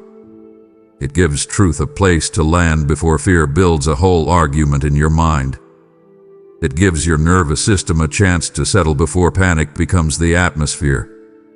It gives your spirit an opportunity to remember who is actually with you before the shadows start shaping your conclusions. That 1 minute is not small. It is a reclaiming. It is a reclaiming of attention. It is a reclaiming of interpretation. It is a reclaiming of authority over what gets to speak first into your inner world. And I want you to see this clearly. Every day, something is disciplining your thoughts. Every day, something is setting the emotional tone. Every day, something is teaching your mind how to interpret life. If it is not my presence, then it will often be fear, noise, urgency, comparison, old wounds, or imagined futures. That is simply how the inner life works. So do not be passive about this. Be intentional. Be protective. Be decisive. Give me the first hearing. Let me speak before fear starts presenting its case. Let me remind you of what is true before anxiety starts writing scripts in your mind. Let me be the first interpreter of your circumstances. That is how peace begins to regain ground. That is how your reactions begin to change. That is how what once felt automatic starts losing power. Tokan. Do not wait until fear is already halfway through the room. Catch it early. Bring it to me fast. When you feel the tightening in your chest, pause. When your mind starts jumping ahead, stop. When you notice yourself rehearsing worst-case scenarios, interrupt it. Do not let fear have an uninterrupted monologue inside you. Cut in. Turn toward me. Say, Lord, speak louder than this. Say, Father, what is true right now? Say, Jesus, steady me before this growth. And listen. Even if all you sense is a slight shift, even if all you hear is a simple reminder like, I am here, even if all that comes is enough peace to take the next step without spiraling, that is not small. That is spiritual warfare in the quietest and most powerful form. That is you refusing to let fear become your shepherd. That is you choosing relationship over reaction. That is you giving truth the microphone before panic hijacks the room. And I want to go even deeper here, because some of you have lived with fear so long that it feels strangely normal, almost like a companion you never invited but somehow learned to make room for.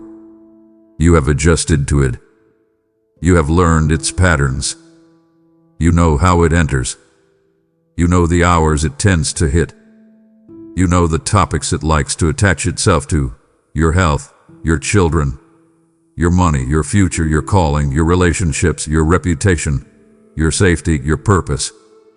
You know how it can make your mind pace back and forth like a restless guard in a hallway that never actually gets attacked. You know how it drains you before anything has even happened. And because you have lived with it so often, you may not realize how much it has been drowning out my voice. Not because I stopped speaking, but because fear kept grabbing the speaker first. So I am calling you now into a holy interruption. Break the pattern. Refuse fear's first access. Stop treating anxious thoughts like honored guests. Stop serving them tea.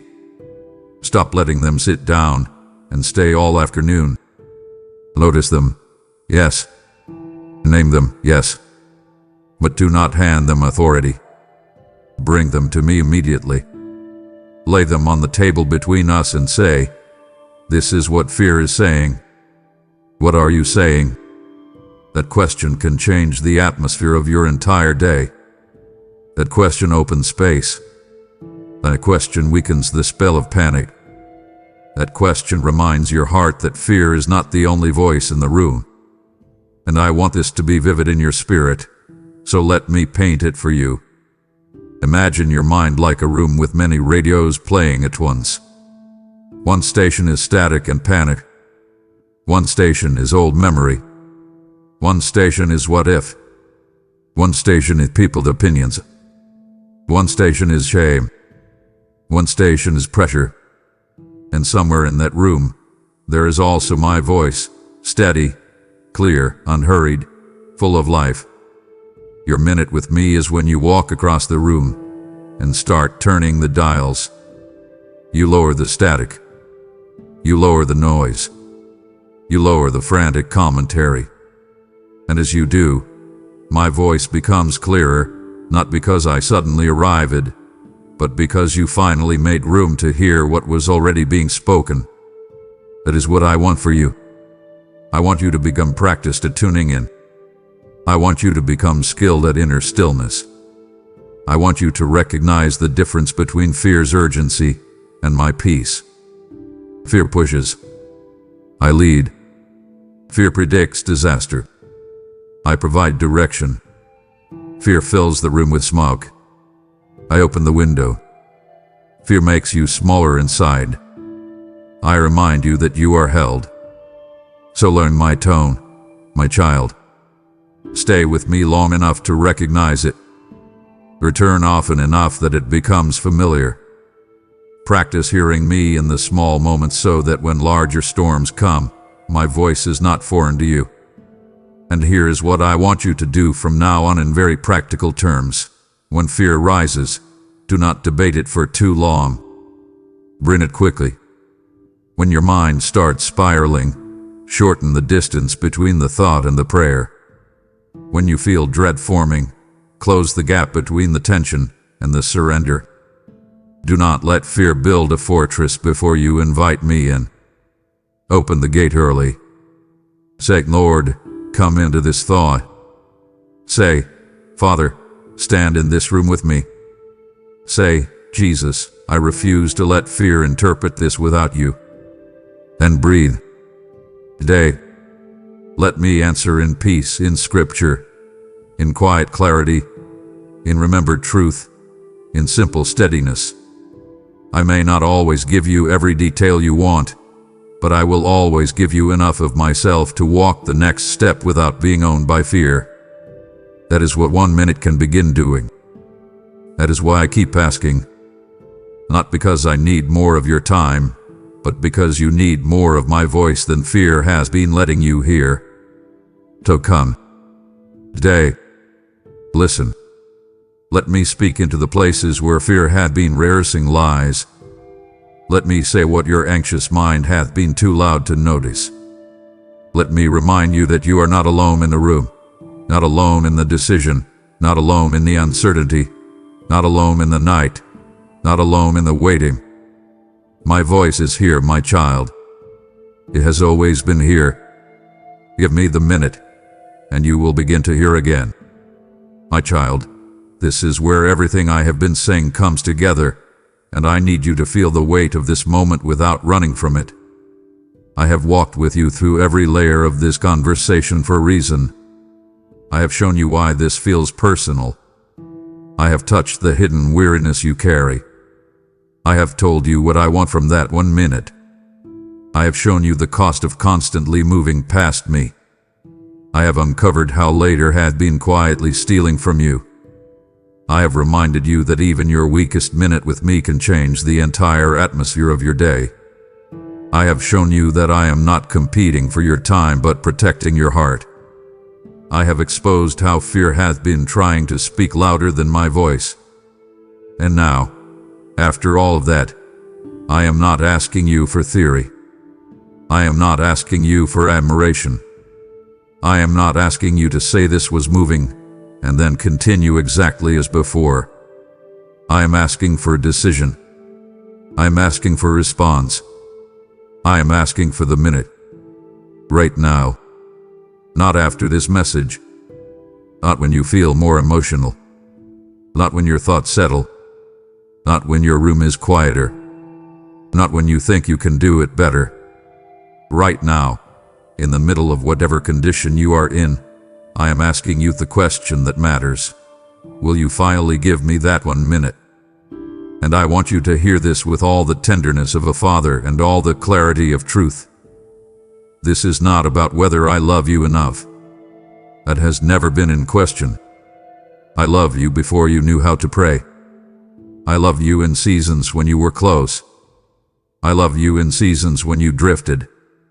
I love you when you ignored my whispers. I loved you when you kept scrolling past the invitation. I loved you in your numbness, in your overthinking, in your delays, in your distractions, in your private battles, in your silent tears, in your hidden disappointments. My love has never been uncertain, but your response still matters, because love offered and love received are not the same experience. I can stand with open arms, but if you never step in, you will still live like someone cold in the middle of warmth. I can prepare peace for you, but if you keep postponing the table, you will still move through your days hungry. I can fill the room with light, but if you keep your eyes fixed on shadows, you will still feel as though darkness is winning. That is why I am pressing gently but firmly here. This is not about earning anything. This is about entering something. This is about stepping into what has already been waiting for you. This is about the difference between hearing an invitation and actually accepting it. So I am calling you now. Do not stand at the edge of this any longer. Do not analyze your way out of surrender. Do not admire the truth and refuse the step. Do not say, "This is beautiful," while still withholding the very thing I asked for. Give me the minute. Give it to me now. Put down the resistance. Put down the excuse. Put down the subtle inner negotiation. Stop telling yourself you will start tomorrow. Stop promising yourself a later obedience. Stop treating this moment like it is one of many when, for your heart, it may be the one that changes the rhythm of everything that follows. Because sometimes transformation does not begin with a giant breakthrough.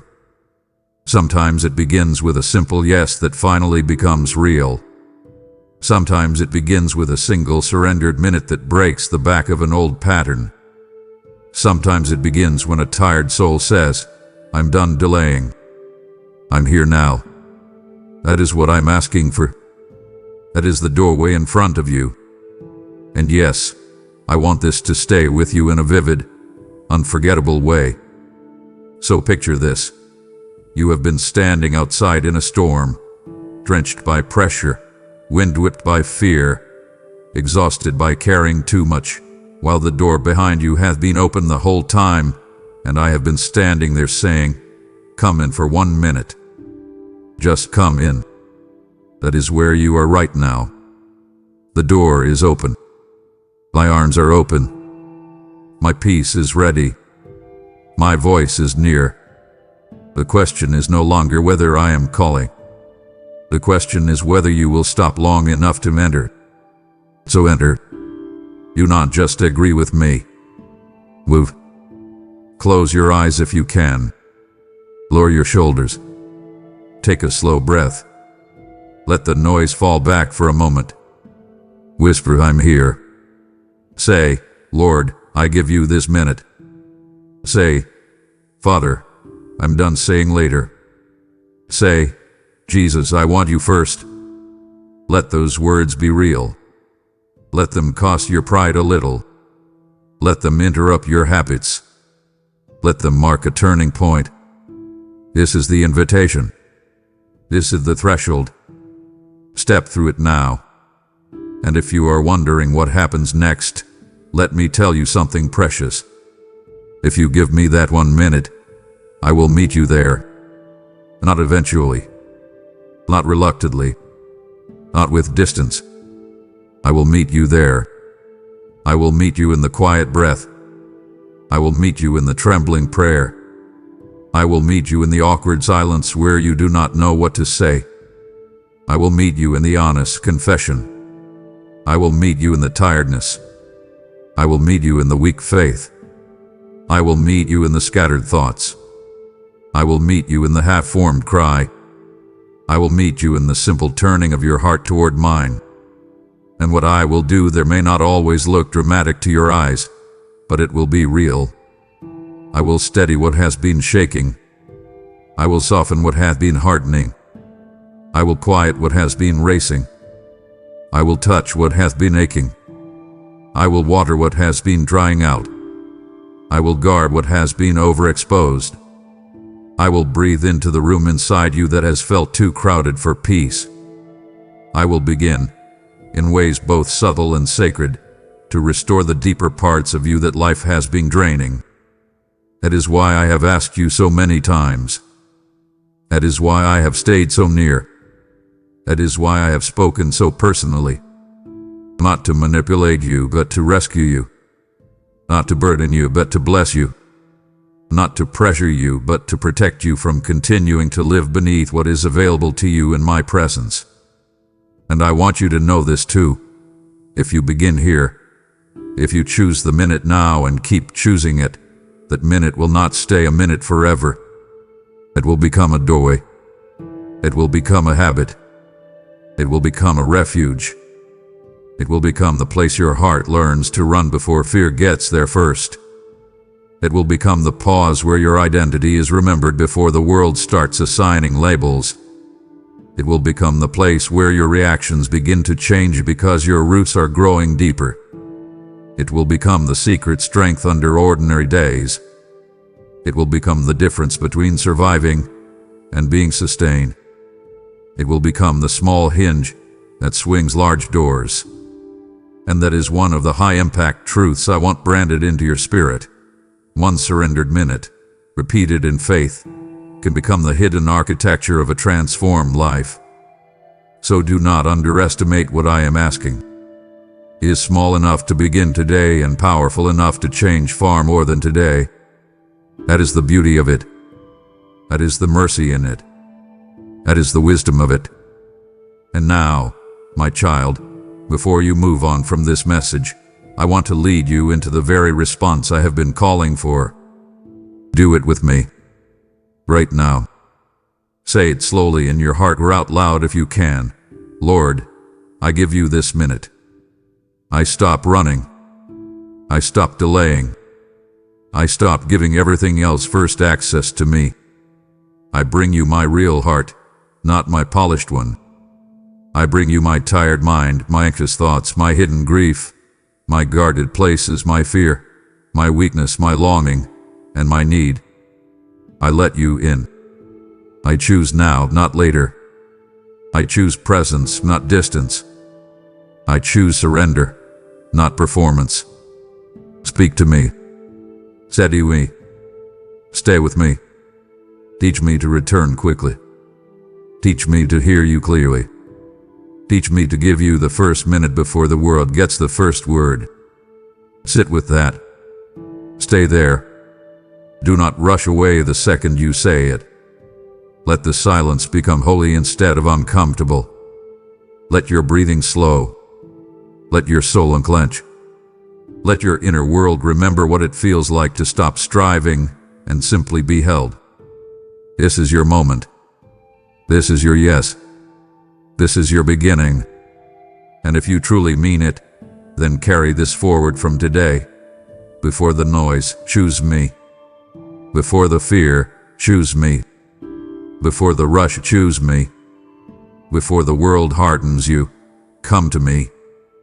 Give me the minute, and I will teach your heart what it feels like to live for my peace instead of merely surviving your days. I am here. I have been here. I will still be here when this message ends. So come now, my beloved child. Do not wait another hour. Do not trust later again. Give me the minute. And let this be the moment you finally discover that I was never asking for too much. I was offering you the very thing your soul has been starving for all along.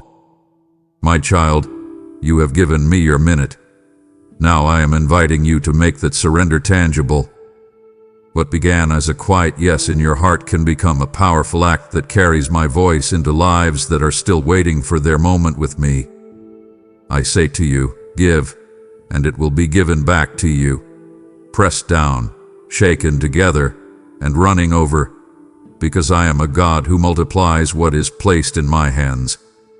This is your divine moment. Not just to receive, but to respond, to sow, to become part of the unseen work I am doing across hearts and nations. If your spirit is saying, I want to help others hear this too, that is me calling you deeper. Support this mission through Super Thanks membership, or the PayPal link in the description, and watch how I expand what you release. I will meet your obedience with provision, your generosity with increase, and your faith with unmistakable favor. Do not move on from this. Act now and seal this moment with action. Before you leave, I want you to make this moment real. If this message was for you, then comment right now, "I give God my 1 minute." Let that be more than words. Let it be your declaration that you are done saying later and ready to let me have the first place in your heart. Do not scroll away from this invitation like every other moment that almost changed you. Comment it, declare it, and make this your turning point. And now that you have made the declaration, stay with me for just 1 moment more. The minute you have offered me is not something I will ever waste. It is enough for me to quiet the noise around you and remind your heart of what truly matters. Set aside every distraction, every hurried thought, and every burden waiting for your attention.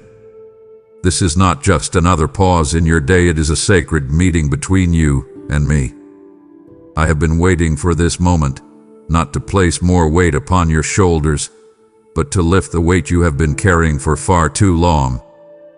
Be still, because I have something personal to say to the heart that has been running without rest. My beloved child, stop right where you are. I see you running. I watch you every single morning as the alarm rings and your feet hit the floor before your eyes are even fully open. You carry a heavy weight on your shoulders before you even step out the door. I see the fear of the future gripping your mind. I feel the pressure you face at your job, the never-ending tasks that make you feel like you are drowning. I notice the unspoken tensions in your family, the quiet arguments, the distance between you and the people you love. I know you feel overlooked, like you are working so hard and no one even takes a moment to say thank you. Stop running for just 1 moment. Pause now. Breathe in my presence. I am right here with you. You give your time to everything and everyone else. You give hours to your screen, staring at things that do not truly matter. You give your energy to solving problems that are not yours to solve. But I am asking you for just 1 minute. Just 60 seconds. Do you realize the weight of a single minute spent in my presence? And changes eternity. I want you to contrast your running with my resting. You are tired. I'm peace. Listen to me. Do you hear it? My whisper is calling you through the loud noise of your daily schedule. I am not shouting over your boss or the traffic. I am whispering in the quiet space of your soul, waiting for you to simply turn your head and look at me. This is not another task I am adding to your heavy to-do list. My invitation is not a strict demand from a distant boss. It is a gift of pure grace from your loving Father.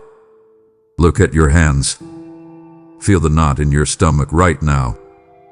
A tight knot of anxiety is not from me. Let us undo it together.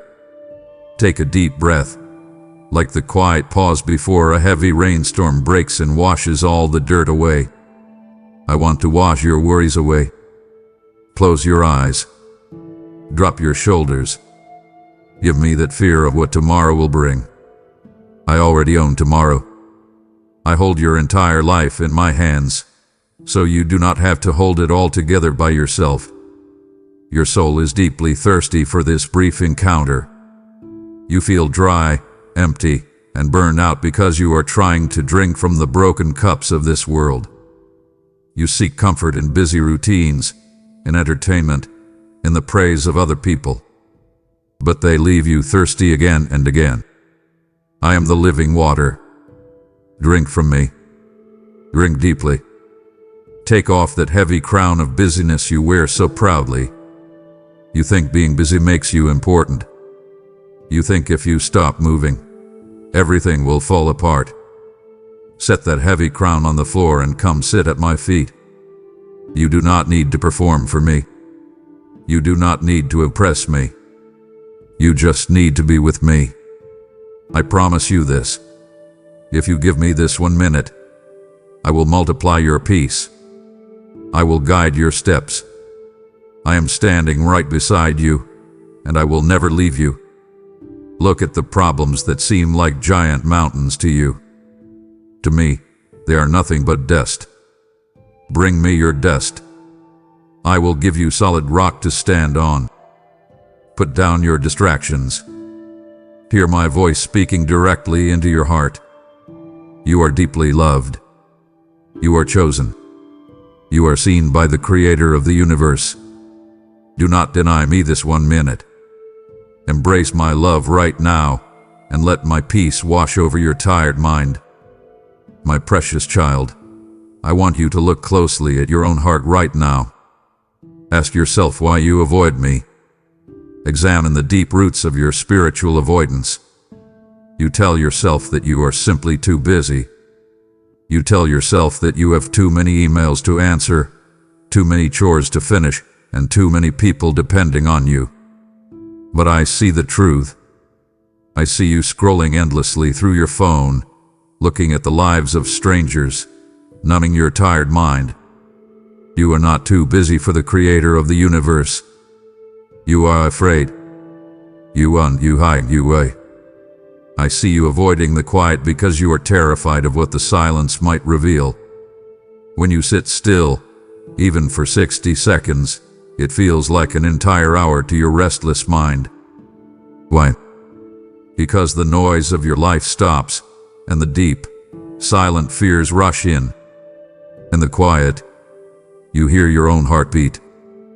In the quiet, you face that deep fear that you are not good enough, that you are failing at your job, that you are losing connection with your children. Do not run from that silence. Face it with me. The deception of the world whispers that you must keep moving to survive. It lies to you, saying, I am too busy for God today. But that is a heavy chain wrapping tightly around your neck. I want to break the chains holding you back. Confront that fear of silence right now. What are you truly running from?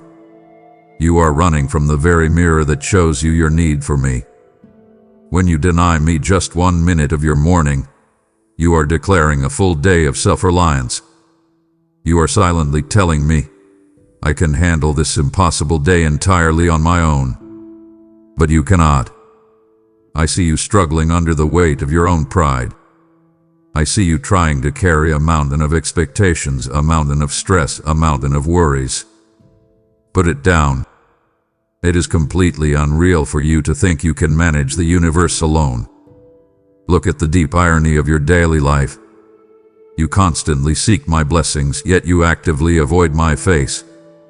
You cry out for financial provision, for healing in your marriage, for peace in your workplace.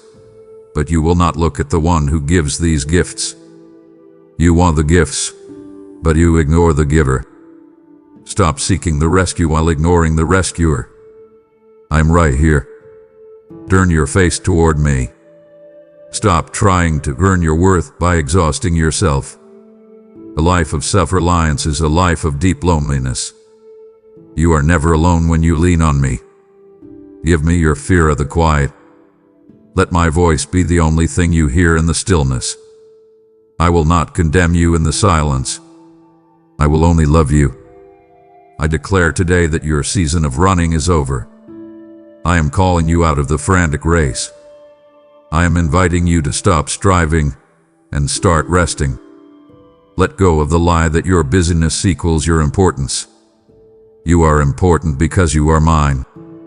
You are deeply loved, to the very edges of eternity and back. Step out of the loud, confusing noise. Step into my quiet peace. I will give you the clarity you are desperately searching for, but you must stop. You must wait. You must look at me. Take a deep breath right now. Draw the air slowly into your lungs. Do you realize that even your breath is a form of worship? Every time your chest rises, it is an acknowledgement that I am the giver of your life. You do not beat your own heart. I beat it for you. You do not fill your own lungs. I fill them for you. Acknowledge my power in your very breath. Surrender is not a complicated theological concept. Surrender is simply exhaling your worries and inhaling my peace. Surrender is placing your heavy bags down on the floor. I see the invisible bags you carry everywhere you go. You carry the heavy bag of financial fear, wondering how you will pay the upcoming bills. You carry the heavy bag of relationship tension, feeling the sting of a recent argument with your spouse or your friend. You carry the heavy bag of past regrets, beating yourself up over mistakes you made years ago. Put them down right now. I command you to drop those heavy burdens at my feet. You were never designed to carry the weight of the world. Shift your entire mindset from doing to being. The world tells you to do. I am telling you to simply be. Be my child. Be loved. Be held in my secure arms. True submission does not begin with grand gestures or loud public prayers. True submission begins with a quieted heart in a hidden room. It begins when you sit back in your chair, close your tired eyes, and whisper, "I cannot do this anymore, Lord." That is not a statement of defeat. That is the ultimate statement of victory. Recognizing that I am God, and you are my beloved child, is the most powerful shift your mind can make. I am the all-powerful Creator, and you are entirely safe in my grip. Do you feel that tight knot of anxiety in your stomach? Release it to me. Stop trying to control the outcome of your life. There is a profound, unshakable strength found in admitting you cannot do it alone. The world views surrender as weakness. I view surrender as the ultimate act of courage. It takes bravery to stop fixing your own life and let the master builder step in. I am ready to rebuild your broken places, but you must step out of the way. Invite me into the messy parts of your day. Invite me into the frustrating meeting at work. Invite me into the chaotic evening with your children. I promise to meet you in the exact moment of your surrender. When you open your tightly clenched fists, I will fill your open hands with abundant grace. Do not fight me on this. Stop wrestling with the very God who is trying to heal you. Rest your head against my chest. Listen to the steady, calm rhythm of my heart. I am not panicked about your future. I am not worried about your problems. I have already handled the impossible. Let my strength become your strength today. Surrender your minute to me, and I will surrender my peace to you. I want to show you how a totally ordinary, mundane moment can become a holy sanctuary. You think you need to be in a grand church building to meet me. You think you need hours of free time and perfect silence. That is not true. I am the God of your kitchen sink. I am the God of your stressful morning commute. I am the God of your cluttered office desk. When you intentionally give me just 60 seconds, a profound spiritual chemistry takes place. You mix your focused prayer with my limitless power, and the atmosphere around you instantly changes. Imagine you are sitting trapped in a cold, dark cellar of anxiety. You cannot see a way out. You feel the cold walls of your problems closing in.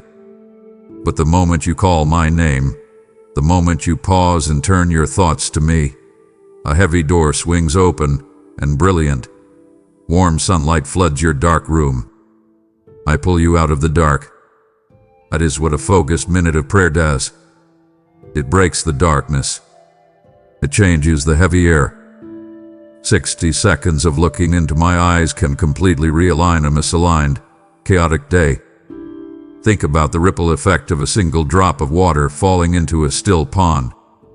The rings expand outward, touching the furthest edges of the water. When you give me 1 minute of true surrender, a ripple effect of peace begins within you. It starts in your spirit, calms your racing mind, relaxes your tense shoulders, and then flows outward. That peace changes the tone of your voice when you speak to your difficult coworker. That peace gives you patience when your children are loud and messy. It flows from a single point of contact with your Divine Father. Open the eyes of your spirit right now. I am not a distant concept. I am a constant, breathing presence right beside you. Engage your senses to perceive the kingdom of heaven that surrounds you. Feel the warmth of my love wrapping around you like a thick blanket on a freezing night. Listen carefully. Beyond the noise of the traffic, beyond the ringing of your phone, I am whispering words of absolute victory over your life. I invite you to practice this sacred minute today. Stop right in the middle of your hardest task. Close your physical eyes and open your spiritual ones. Say my name, Jesus. Feel the immediate shift in your reality. You are no longer just an employee, a parent, or a struggling human being. You are royalty. You are my chosen vessel. A single minute with me is stronger than a full day of fighting the world on your own terms. Do not rush past the sacred moments hidden in your ordinary day. Grab hold of them. Let me transform your regular, boring Tuesday into a miraculous encounter with the divine. Look closely at what steals your devotion. I see the glowing screens that capture your attention for hours. I see the endless notifications that pull your mind in 100 different directions. These are the modern idols of your time. You bow down to your smartphone, giving it the first moments of your morning and the last moments of your night. You open your apps before you open your heart to me. Break these digital distractions. They are feeding your anxiety and starving your soul. They promise connection, but they leave you feeling more isolated and empty than ever before. You value the opinions of mere men over the sweet presence of your Heavenly Father. You worry obsessively about an email from your boss. You stress over how many people liked your picture. You crave the applause of a world that does not truly care about you. Stop seeking validation from broken people. You already have the absolute approval of the Creator of the stars. I created you. I designed you. I approve of you. Why do you chase the fading applause of the crowd when you can have the eternal embrace of your God? I see how convenience has become a massive barrier to your spiritual commitment. If prayer is not quick and easy, you abandon it. If sitting in silence feels uncomfortable, you immediately turn on the television to fill the void. You want a fast food relationship with me, but deep intimacy requires intentional time. Break the heavy chains of productivity that you use to measure your worth. You believe the lie that if you are not producing, achieving, or earning, you are worthless. That is a toxic, crushing lie. Your worth is not found in your output. Your worth is found in my blood shed for you. I am calling you to return to the very first commandment right in the middle of your busy workday. Love the Lord your God with all your heart, all your soul, and all your mind. Choose me above your tasks. Choose me above your ambition. Remember the story of Mary and Martha. Martha was stressed, running around, trying to make everything perfect. Mary simply sat at my feet. Mary chose the better portion, and it was not taken away from her. I command you to choose the better portion today. Put the phone in another room. Turn off the television. Shut the laptop. Look at the modern idols that sit on the throne of your schedule and tear them down. I am a jealous God, and I am jealous for your heart because I know that nothing else will ever truly satisfy you. Give me the throne of your time. When you place me first, everything else will perfectly fall into its proper place. Let go of the idols and hold on tightly to the God who holds you. You have chosen to tear down the modern idols of your time and give me the beautiful first fruits of your day. Now, I invite you to take one more minute to partner with me in rescuing others from the loud, crushing noise of this world. Your support carries this quiet whisper to desperate souls who are drowning in a dark sea of digital distraction. Your giving is the pure oil that keeps this lamp burning brightly, carrying my light into the darkest corners of the earth.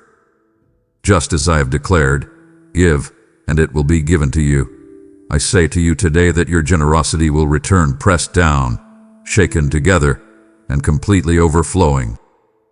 This is a divine appointment, a crucial and urgent moment to sow seeds of peace while the fields are incredibly ripe for harvest. I will multiply your provision, protect your household, and wrap your entire schedule in supernatural favor. Do not hesitate. Support this mission through Super Thanks. Become a channel member or give through the PayPal link in the description right now. My beloved, do not turn away now. Do not walk back into the crushing noise just as the heavy walls of your heart are finally cracking open.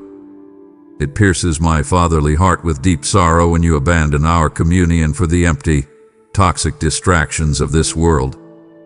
I have so much more to pour into your exhausted soul, secrets that will completely shatter your invisible chains. Stay with me.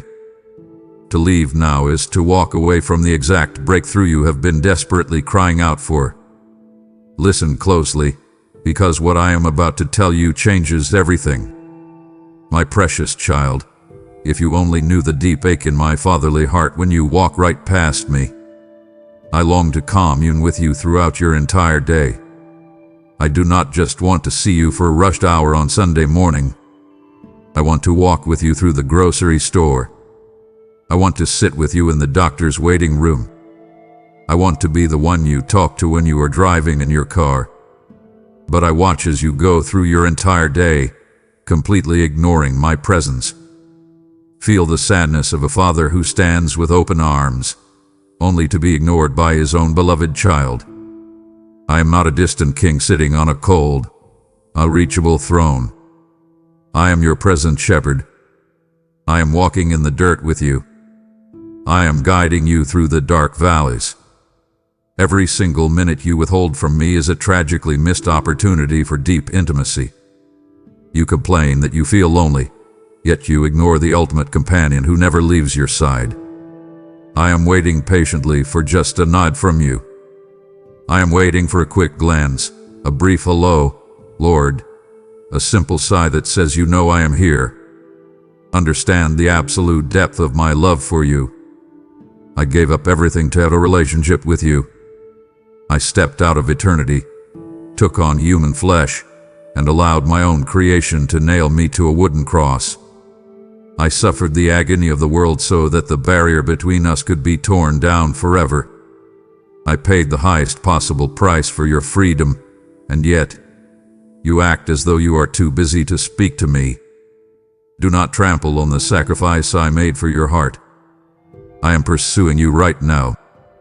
I am chasing after your heart with a relentless, passionate love. Do not turn your back on me today. Look at the immense beauty of what we can share if you simply slow down. I want to share my secrets with you. I want to give you divine wisdom for the exact problem you are facing at work. I want to give you supernatural patience for your struggling child. But you must stop. You must look at me. Hear my gentle plea. I am knocking on the door of your busy heart. I will not force my way inside. I respect the free will I gave you. But I am standing here, waiting. Will you open the door? Will you invite your father inside for just 1 minute? Taste and see that I am profoundly good. I love you with an everlasting love. Do not leave me standing outside in the cold noise of your life. Open the door right now. Let my love rush in and completely transform the way you live this day. My beloved child, I command you to clear the dirty lens of your soul right now. Every single day, you walk through a world that covers your spiritual lies in dust and grime. You read a harsh email from your boss, and a layer of fear covers your vision. You check your bank account, and a layer of panic blurs your sight. You hear a sharp remark from someone you love, and a layer of deep sadness clouds your mind. By the time the afternoon arrives, you cannot see me clearly anymore. You are looking at your life through the dirty lens of worldly stress. I invite you to pause for just 1 minute. Let my presence be the pure water that washes that dirt away, Clean the lens of your soul through brief, quiet meditation on my love. See your reality through my eyes, not through the eyes of your temporary problems. I want you to recenter your entire purpose. You wake up thinking your main purpose is to pay the mortgage, to get a promotion, or to merely survive the week without breaking down. But your purpose is so much higher. I have called you to be a light in the darkness. I have called you to the Great Commission, to show my love to your broken neighbors, your stressed coworkers, and your struggling family members. But how can you give them my light if your own lamp is running out of oil? You cannot pour from an empty cup. A short, 60-second pause in my presence prevents a long-term spiritual fall. It stops you from saying the angry word you will later regret. It stops you from making decisions based on blind panic. Come to me, and let me sharpen your discernment in the quiet. The world is full of loud voices telling you what you should buy, how you should look, and what you should fear. These voices are the thorns that choke out the truth of my word. They choke your peace. They choke your joy. You are worrying about things that will not matter a year from now, and you are ignoring the eternal truths that will matter forever. Identify these thorns right now. Is it the constant need to prove yourself to people who do not truly care? Pluck that thorn out. Hand it to me. Let my truth grow in the soil of your heart instead. I command you to turn your gaze away from the crashing waves. Remember my servant Peter. He walked on the impossible water as long as he kept his eyes locked on mine. But the moment he looked at the dark storm, the moment he focused on the heavy wind, he began to sink. You are sinking right now because you are staring at the medical report, staring at the unpaid bills, staring at the conflict in your home. Turn your head. Look at me. Stare directly into the eyes of your Savior. I am your anchor. I am your steady ground. I hold the oceans in the palm of my hand, and I can calm your storm with a single whisper. Reclaim your focus today. Do not give the enemy your attention. Give your attention to the one who has already secured your ultimate victory. Stop moving and listen to the truth about your deep exhaustion. You tell yourself you are just physically tired from working long hours. But I know the truth. You are suffering from profound spiritual exhaustion. This exhaustion comes from never stopping, never resting your soul, and never unplugging from the frantic pace of this modern world. You are running a marathon while carrying a heavy backpack filled with rocks, and you wonder why your knees are buckling. I am telling you to drop the rocks. The cost of your constant distraction is your inner peace, and it is a price that is far too high for you to pay. Understand how the enemy operates in your life. He does not always attack you with obvious tragedies. Most of the time, he uses simple noise. He uses the constant pinging of your cell phone, the blaring television, the endless podcast playing in your ears, to drown out my gentle guidance.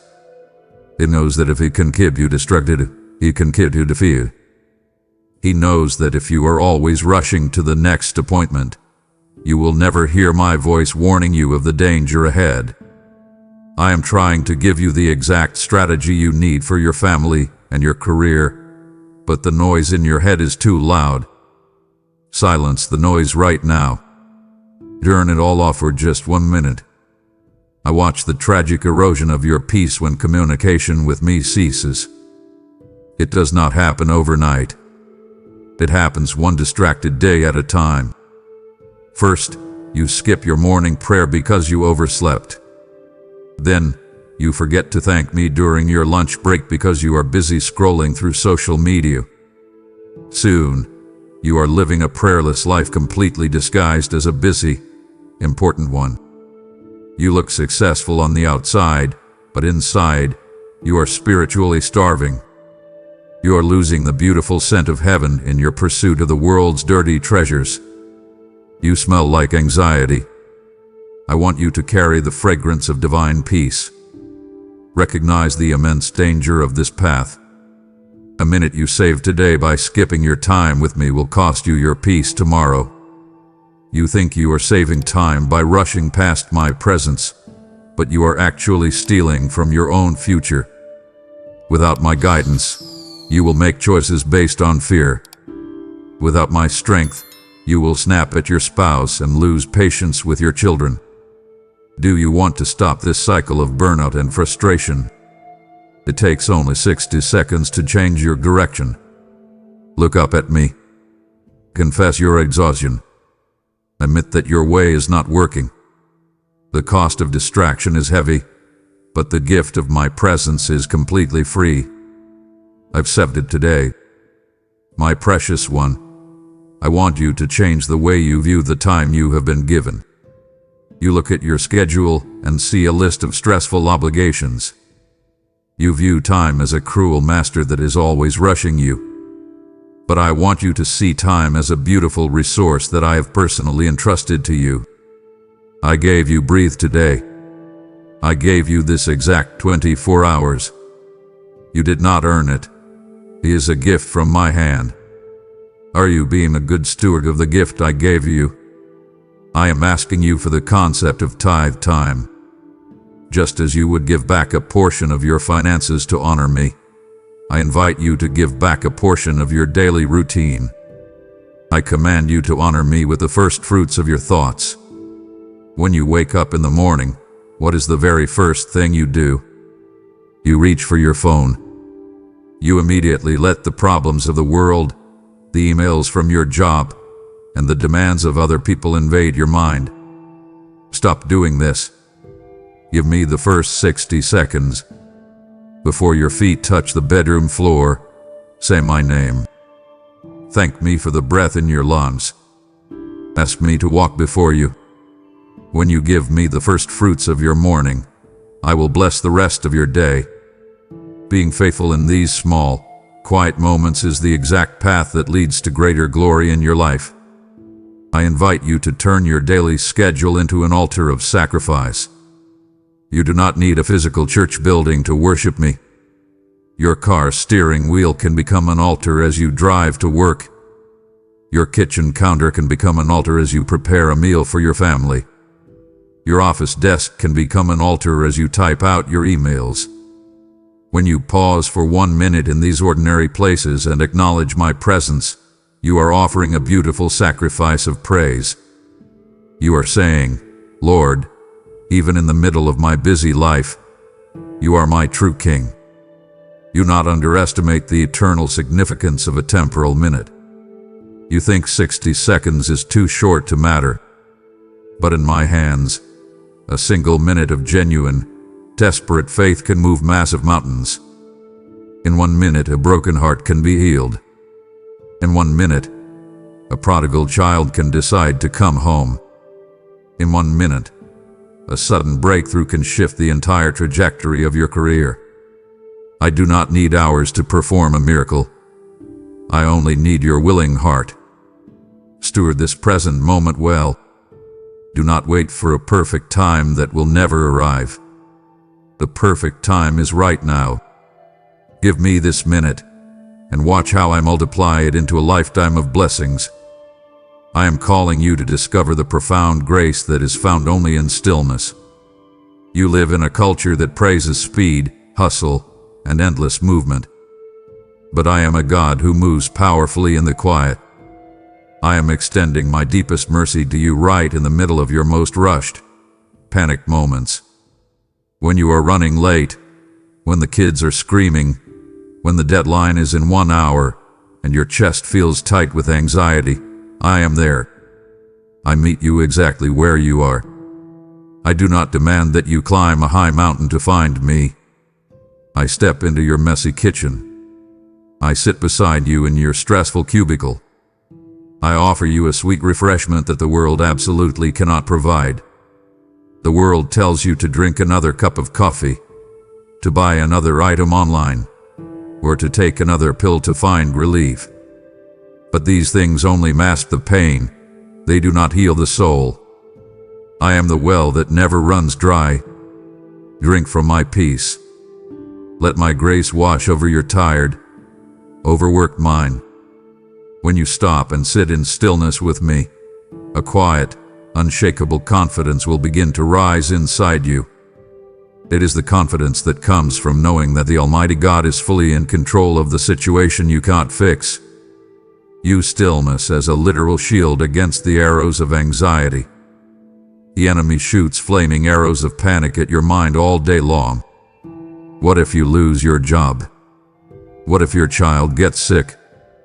What if you never find a spouse? When you react by frantically worrying, the arrows pierce your heart. But when you choose to stand perfectly still in my presence, you raise a massive shield of faith. The arrows of what if bounce off the shield of God is, I am your provider. I am your healer. I am your protector. You do not need to figure out the solution. You only need to look at the solution maker. Grace is not something you can earn by the minute, but it is something you must enjoy within the minute. Stop trying to be perfect before you approach me. You feel unworthy of my time because you lost your temper yesterday, or because you failed at a personal goal. My child, my grace is completely sufficient for your weakness. I do not love a perfect, future version of you. I love the real, struggling, tired version of you right now. Take a deep breath. Release the heavy guilt you are carrying. Sit in this quiet moment and simply let me love you. It takes no effort on your part to be loved by me. Just receive it. Receive the grace that is flowing toward you in this exact second. As you sit in this beautiful stillness, drinking deeply from the well of my endless grace, look at the weary souls who are still running dry. I am calling you directly to use your resources to echo my healing voice across the panicked, rushing nations. Your generous giving becomes the literal cup that carries my living water to those who are dying of spiritual thirst today. Every seed you plant is a spark of holy fire, lighting up the cold cellars of anxiety where my lost children are trapped. Remember my living promise. He who refreshes others will himself be refreshed. And watch how I flood your own life with massive peace. Do not let this vital moment pass. The hour is late, and desperate hearts desperately need to hear this message of rest. I will fiercely protect your family, multiply your finances, and surround your daily routine with absolute serenity. Step forward in faith and support this work through Super Thanks membership, or the PayPal link in the description immediately. Do not tell yourself you will finish this later. Later is a deadly, deceptive trap. It deeply wounds my spirit to watch you walk away only half-healed, returning to a violent battlefield without your full armor. I am actively stitching your shattered pieces back together in this exact moment. If you close your ears now, you reject the absolute victory I am actively handing you. Honor the immense sacrifice I made for your attention. Stay anchored here. The massive healing I am about to release over you is absolutely vital for your survival. Listen to me closely, my child, because this is a trap that has kept you stuck for far too long. I want to talk to you about the dangerous spirit of procrastination in your spiritual life. You constantly tell me, I will pray later. You say, I will read the word this weekend when I have more time. I will surrender this bad habit tomorrow. But later almost always becomes never. The enemy does not need to convince you that prayer is bad. He only needs to convince you to do it tomorrow. And tomorrow never truly comes. You are trapped in a cycle of spiritual neglect, and I am here to completely shatter that cycle today. Recognize the fierce urgency of the now in my kingdom. You do not know what tomorrow holds. You are banking on time that has not been promised to you. But you have this exact second. You have right now. The greatest deception of your life is believing that a future version of you will suddenly have more time, more energy, and more desire to seek my face. If you do not have time for me today, you will not have time for me tomorrow. I command you to take the very first step back into my warm embrace today. Not after you finish the laundry. Not after you send the last email. Right now. I ask you to refuse to let the sun set on a disconnected heart. Think about how many nights you have collapsed into your bed, completely exhausted from serving the world, without saying a single word to the God who gave you the strength to get through the day. You fall asleep carrying the heavy dirt of the day, and you wake up feeling heavy and defeated. Break that destructive pattern tonight. Even if your eyes are closing, give me the last minute of your day. Whisper my name into your pillow. Cast your heavy cares upon me, so you can sleep with a light, peaceful spirit. It starts with the simplest, most powerful act you can possibly take. It is the act of saying, "Yes, Lord," right now in the middle of reading these words. Say it out loud. Yes, Lord, I am here. That single phrase destroys the spirit of procrastination. It builds an immediate bridge between your heart and my throne. I am not asking you for a massive, terrifying leap of faith. I am asking you for one tiny step. Just turn your face toward mine. Let go of the excuses that say you are too busy, too tired, or too messy to come to me. I handle the impossible. I can handle your mess. Overcome the delay. Step into my presence now, and let us walk through the rest of this day side by side.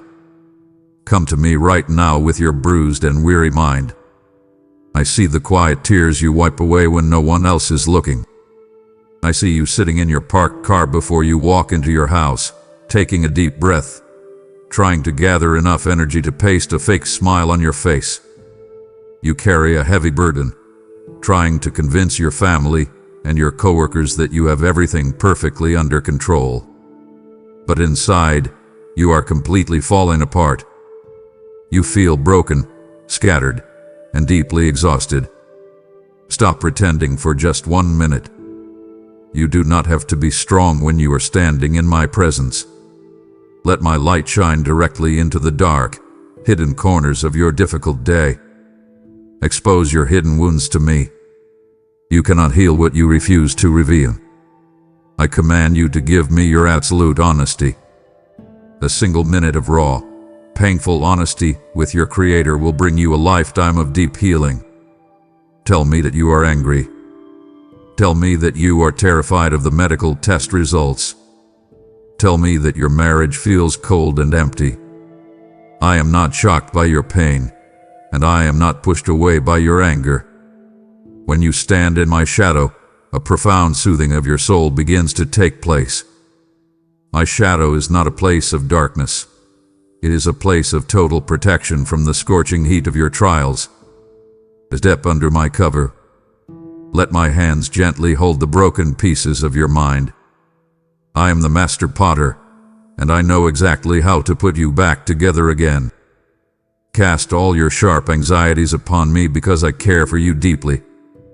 Do not just hand me the small worries and keep the big, terrifying ones for yourself. Throw the massive weight of your financial debt onto my shoulders.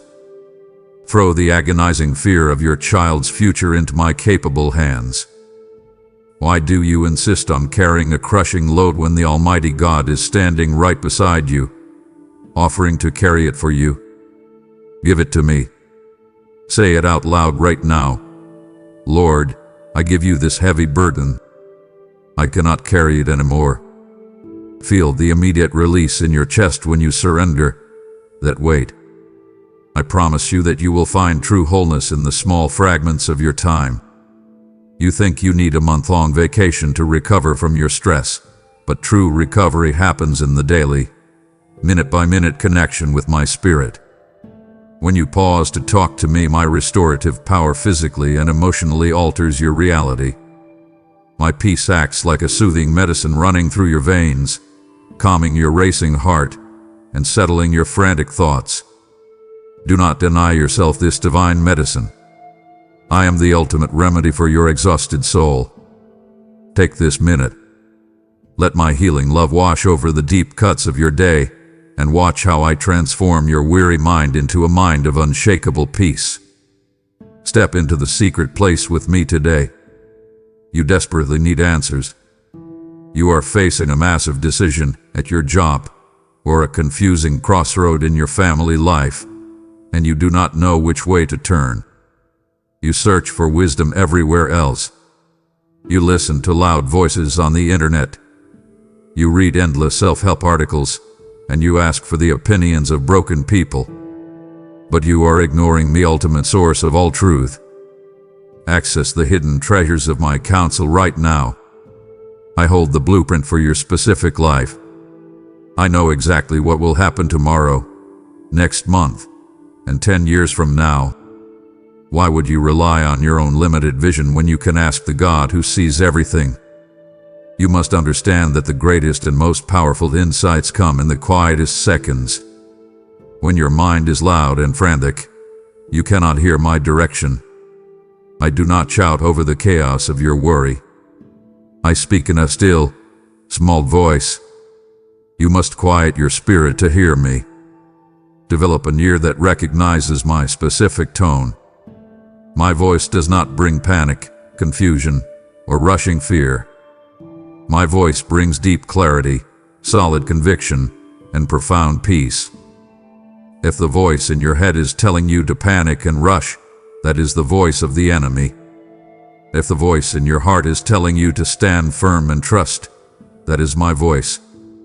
Learn to wait for me. The secret place I am calling you to is not a physical room you must travel to. It is a quiet state of heart that you can enter at any moment. You can enter this secret place while you are sitting at a loud, chaotic desk surrounded by demanding coworkers. You can enter the secret place while you are washing the dishes with screaming children in the next room. It is a completely internal sanctuary. Close out the noise of the world and tune your heart to my frequency. I am always broadcasting my wisdom. You simply need to adjust your receiver. I am inviting you to build a solid foundation that the sudden storms of life absolutely cannot shake. When the unexpected phone call comes, when the sudden loss happens, those who have spent time in the secret place do not collapse. They stand strong because their roots have grown deep into my truth. Do not wait for the hurricane to hit before you try to build your foundation. Build it right now, in this exact minute. Ask me for the wisdom you need today. Say, Lord, show me the right step to take. Then, stand still and listen. I will guide you. I will not let you walk in the dark. I am your light, your guide, and your ultimate counselor. Shift your eyes away from what you lack, and look closely at what you have. I see the heavy spirit of discontent that tries to steal your joy every single day. You scroll through pictures of other people's perfect vacations, perfect homes, and perfect families, and a dark jealousy creeps into your heart. You stare at your bank account and feel a knot of panic because it is not enough. You stare at your current job and feel deeply frustrated because you want more. I command you to stop looking at the empty spaces. Turn your focus toward the incredible abundance I have already poured into your life. The world trains you to complain. I am calling you to give thanks. Do you realize the massive, transformative power of a simple thank you spoken directly to your Creator? Gratitude is not just polite behavior. It is a violent, powerful weapon against the enemy of your soul. When you choose to be thankful in the middle of a hard day, you completely destroy the enemy's plan to make you miserable. Catalog my faithfulness in a moment of quiet reflection right now. Remember where you were exactly 1 year ago. Remember the problem you thought would utterly destroy you. You survived it. Why? Because I carried you through it. I provided for you then, and I will absolutely provide for you now. I watch how genuine worship changes your internal atmosphere instantly. It is like throwing open a window in a dark, stuffy room and letting the fresh, warm sunlight pour in. When you complain, the walls of your mind close in on you. When you praise me, the walls fall flat, and you step into total freedom. You do not need everything to be perfect before you say thank you. Praise me in the middle of the storm. Praise me before the check arrives in the mail. Praise me before the medical report comes back clear. That kind of bold, defiant gratitude moves my heart deeply. Recognize the beautiful miracles heavily hidden in the completely mundane moments of your Tuesday. You woke up today with breath in your lungs. That is a miracle. Your heart is beating without you having to tell it to pump. That is a miracle. You have a roof over your head and clean water to drink. These are monumental blessings that billions of people do not have. Do not let the familiar become invisible to you. Open your mouth right now and say, "Thank you, Lord. Thank me for your health. Thank me for the challenging job that pays your bills. Thank me for the family that drives you crazy but loves you deeply. Give me this 1 minute of pure gratitude and watch how I multiply the joy in your heart." I need to forcefully confront a very dangerous lie you have been living with. You believe the heavy, exhausting lie that you can manage this life without my constant help. You operate under a toxic do-it-yourself faith. You tell yourself, if this problem is going to get fixed, I have to be the one to fix it. You try to repair your struggling marriage with your own logic. You try to force your career to move forward with your own grinding effort. You try to protect your children with your own limited strength. Stop. Look at your exhausted hands. Look at your tired, heavy eyes. Your self-sufficiency is completely destroying your peace. Understand that when you refuse to pray, you are silently operating in deep pride. A lack of prayer is simply your actions telling me, I do not need you today, God. I have this completely under control. But you do not have it under control. The sheer panic you feel in your chest at 2:00 a.m. proves that you cannot do this alone. It requires massive humility to stop your frantic rushing and simply look up. It takes true courage to admit, I am weak, I am confused, and I am entirely out of my depth. When you admit your total weakness, you finally create the open space for my limitless power to rush in. I want you to realize that the strength you are trying to find inside yourself is actually my strength waiting to be activated within you. You are a branch, I am the vine. A branch cannot produce fruit if it disconnects itself and tries to grow on its own. It will instantly wither and die. You are withering right now because you are trying to produce peace, joy, and success outside of my life-giving flow. Reconnect to me. Abandon this lonely, isolating DIY faith. Step into a beautiful, dependent walk with me life. Let me carry the heavy end of the load. Let me do the heavy lifting that is currently breaking your back. Think about the extreme vulnerability of a life lived outside of my protective cover. It is like standing in the middle of a violent hailstorm without an umbrella, proudly claiming you do not need shelter. I am your shelter. I am your safe tower. Why are you choosing to get battered by the storms of this world when my door is wide open? Run into my arms today. Trade your extreme exhaustion for my endless energy. Trade your failing logic for my perfect wisdom. Give up the terrible burden of being your own savior. You already have a savior, and he has already won the battle. Surrender your pride and accept my perfect help right now. You have just laid down the heavy, crushing burden of self-sufficiency to walk hand in hand with my limitless power. I now invite you to extend that same rescuing hand to others by supporting the rapid spread of this divine truth. Your financial gift breaks the heavy chains of pride and fear in thousands of lives, bringing them back to my safe shelter. Think of your donation as fresh manna falling directly from heaven, feeding spiritually starving people who cannot survive on their own strength. I declare over you right now, where your treasure is, there your heart will be also, binding your life securely to my eternal kingdom. The enemy desperately wants to silence this truth, so you must act boldly and swiftly to keep this beacon of hope shining brightly. As you give, I will pour out supernatural abundance, heal your broken places, and cause the work of your hands to prosper immensely. Support this kingdom mission right now by using Super Thanks, joining as a member, or clicking the PayPal link in the description below. Are you growing weary of my voice? Do not let a fleeting, meaningless distraction steal your eternal inheritance. I have prepared a massive, overflowing table of wisdom just for you, and it grieves me profoundly to my core when you stand up and leave before tasting the greatest blessing. I am reaching into the deepest, darkest roots of your fear right now. Do not pull away from the surgeon's gentle hand. Stay with me.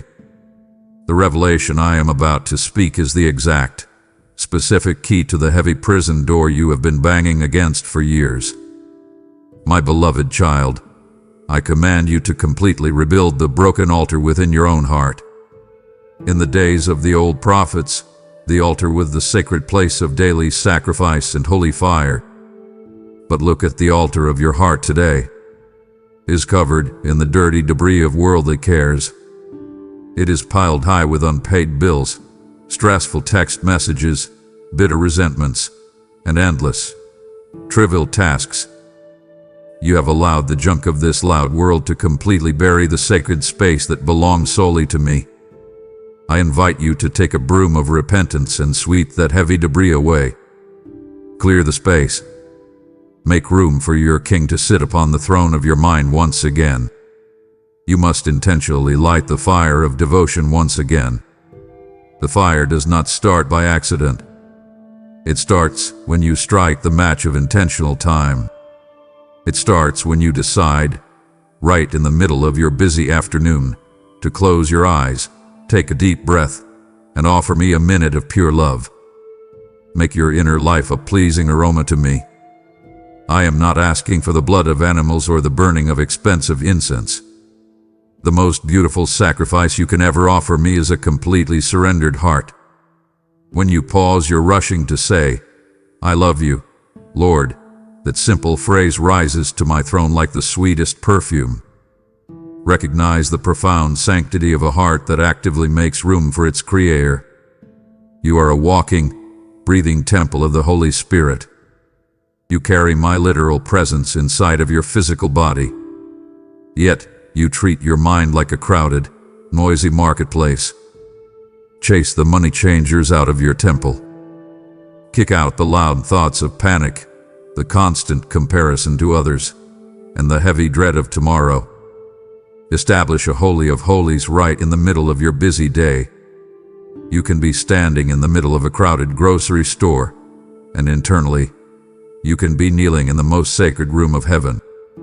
This daily restoration is your ultimate key to survival in a dark world. If you do not maintain the altar, the fire will absolutely die. And when your spiritual fire dies, you become cold, cynical, and easily defeated by the enemy's lies. You not let the fire go out. Stoke the flames today. Give me this sacred minute. Let us sweep away the heavy dust of your anxiety together. I am ready to send fresh fire down from heaven to ignite your passion, your faith, and your deep joy. Present yourself to me right now. Say, Lord, my heart is your altar. Burn away everything that is not of you. I will answer that prayer instantly, and you will feel the warm, powerful glow of my presence immediately. I am with you always, even when you completely forget me. You walk through your day as if you are utterly alone, carrying the heavy weight of your job and your family on your own tired shoulders. You leave your church building on Sunday morning feeling deeply inspired, but by Monday afternoon, you act like I am a million miles away. I am not confined to a building, my child. I am walking right next to you as you navigate that difficult conversation with your coworker. I am sitting in the passenger seat of your car when the traffic is backed up and you feel your anger rising. I am standing in your kitchen when you are staring at a pile of dirty dishes and feeling entirely unappreciated. My commitment to you is completely unwavering and absolutely eternal. You can ignore me, you can run from me, but you can't make me leave you. I have promised to never leave you or forsake you, and I do not break my promises. Experience the true reality of Emmanuel, which means God with us. I am with you.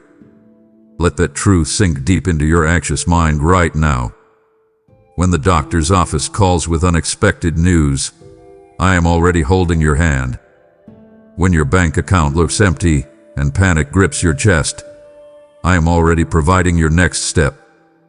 The immense comfort of knowing I am your constant companion should completely destroy the fear of isolation that the enemy tries to plant in your heart. You are never, ever alone. Bridging the gap between your Sunday worship and your Monday work is simply a matter of opening your spiritual eyes. Do not compartmentalize me. Do not leave me in the spiritual box of your weekend. Bring me into the messy, chaotic reality of your Monday. Talk to me while you type those emails. Ask for my peace before you step into that stressful meeting. The ultimate security of your life does not come from your paycheck, your physical health, or the stability of your government. Your true security comes from the constant, unbreakable companionship of your Almighty Father. Lean back into my presence today. Stop fighting the battles of your week as an orphan, and start fighting them as a fully loved, fully protected child of the King. Let us look at the dark nights when you lay awake in your bed. You stare at the ceiling, and the heavy silence of the house makes your problems feel 10 times larger than they actually are. In those quiet, terrifying hours, you feel abandoned. The enemy whispers that I have forgotten you, that your mistakes have finally pushed me too far away. Reject that lie immediately. I am sitting right on the edge of your bed. I am watching over you while you toss and turn. My love is not a fragile string that breaks when you struggle. It is a massive, steel cable that anchors your soul to heaven. Even when your faith feels as small as a mustard seed, my faithfulness remains absolute and perfect. I am covering you, protecting your family, and fighting unseen battles in the spiritual realm while you rest. Say my name in the dark. Call out to Jesus. The moment my name leaves your lips, the atmosphere in your room shifts, and the heavy darkness must flee. I have wrapped my arms of love around you, and nothing in this universe can pry you out of my grip. Accept this promise. Breathe in the reality of my abiding presence right now, and let it completely change the way you step into tomorrow. I command you to strengthen your spiritual armor right now. You are walking onto a chaotic battlefield every single day wearing absolutely no protection, and you wonder why you feel so battered and bruised by the afternoon. You wonder why a single critical comment from a family member ruins your entire day. It is because you are fighting a spiritual war in your own weak human strength. How does a simple minute of prayer change this? A single minute of focused prayer tightly fastens the belt of truth around your waist. When the enemy lies to you, telling you that you are a failure and a terrible parent, the belt of truth holds you firm. I am the truth. My word declares that you are completely forgiven, wonderfully made, and entirely victorious. Stop accepting the lies of the world and wrap yourself in my divine truth. Prepare yourself for the intense spiritual battles of the afternoon by putting on the breastplate of righteousness. This is not your own good behavior. This is my perfect righteousness covering your vulnerable heart. When guilt and shame try to pierce your chest, this heavy armor blocks the blow. You are protected by my blood. Ensure your feet are strongly shod with the gospel of peace. You walk into stressful environments, your workplace, a difficult family gathering, a tense financial meeting. If you carry your own anxiety, you will slip and fall. But if you carry my peace, your feet will stand on solid rock. You will bring a calming presence into the most chaotic rooms because you carry the Prince of Peace inside you. Raise the heavy shield of faith the exact moment you call my name. The enemy shoots flaming arrows of doubt, panic, and despair at your mind constantly. When you stop for just 60 seconds and say, "Lord, I trust you," you are raising a massive, impenetrable shield. The burning arrows of fear hit that shield and fall uselessly to the ground. You do not have to absorb every fearful thought that crosses your mind. Reject them. Do not let those toxic arrows take root in your mind. Finally, take up the sword of the Spirit, which is my spoken word. You cannot fight a spiritual enemy with human logic. You cannot outsmart the devil with a clever plan. You must fight him with the truth I have given you. In the middle of your conflict, in the middle of that rising argument with your spouse, pause and use the sword. Speak my promises out loud. Declare that I am your provider. Declare that no weapon formed against you will ever prosper. Remind yourself that I handle the impossible. A minute spent putting on your armor in the morning will save you hours of painful bleeding in the evening. Do not walk out your front door unprotected. Let me dress you for the battle.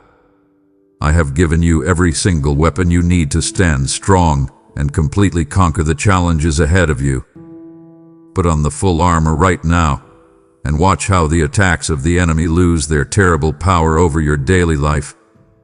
Move away from the dead, dry rituals of religion and step into the vibrant, living beauty of an uninterrupted relationship with me. You have been taught that prayer is a formal speech you must memorize and recite perfectly. You think you must use special, complex words to get my attention. I do not want your formal speeches. I want your authentic, broken, real heart. I want you to experience the immense joy of sharing your thoughts with me in real time. When you see a beautiful sunset on your drive home, do not just look at it. Tell me that you love the colors I painted for you. When you taste a delicious meal, thank me for the provision. When you feel a sudden wave of sadness, tell me exactly where it hurts. Understand this profound truth. I am deeply interested in the smallest details of your everyday life. The God who commands the galaxies actually cares about the frustrating phone call you just had. I care about the bill you do not know how to pay. I care about the fact that your back is aching today. Do not hide the ordinary parts of your life from me.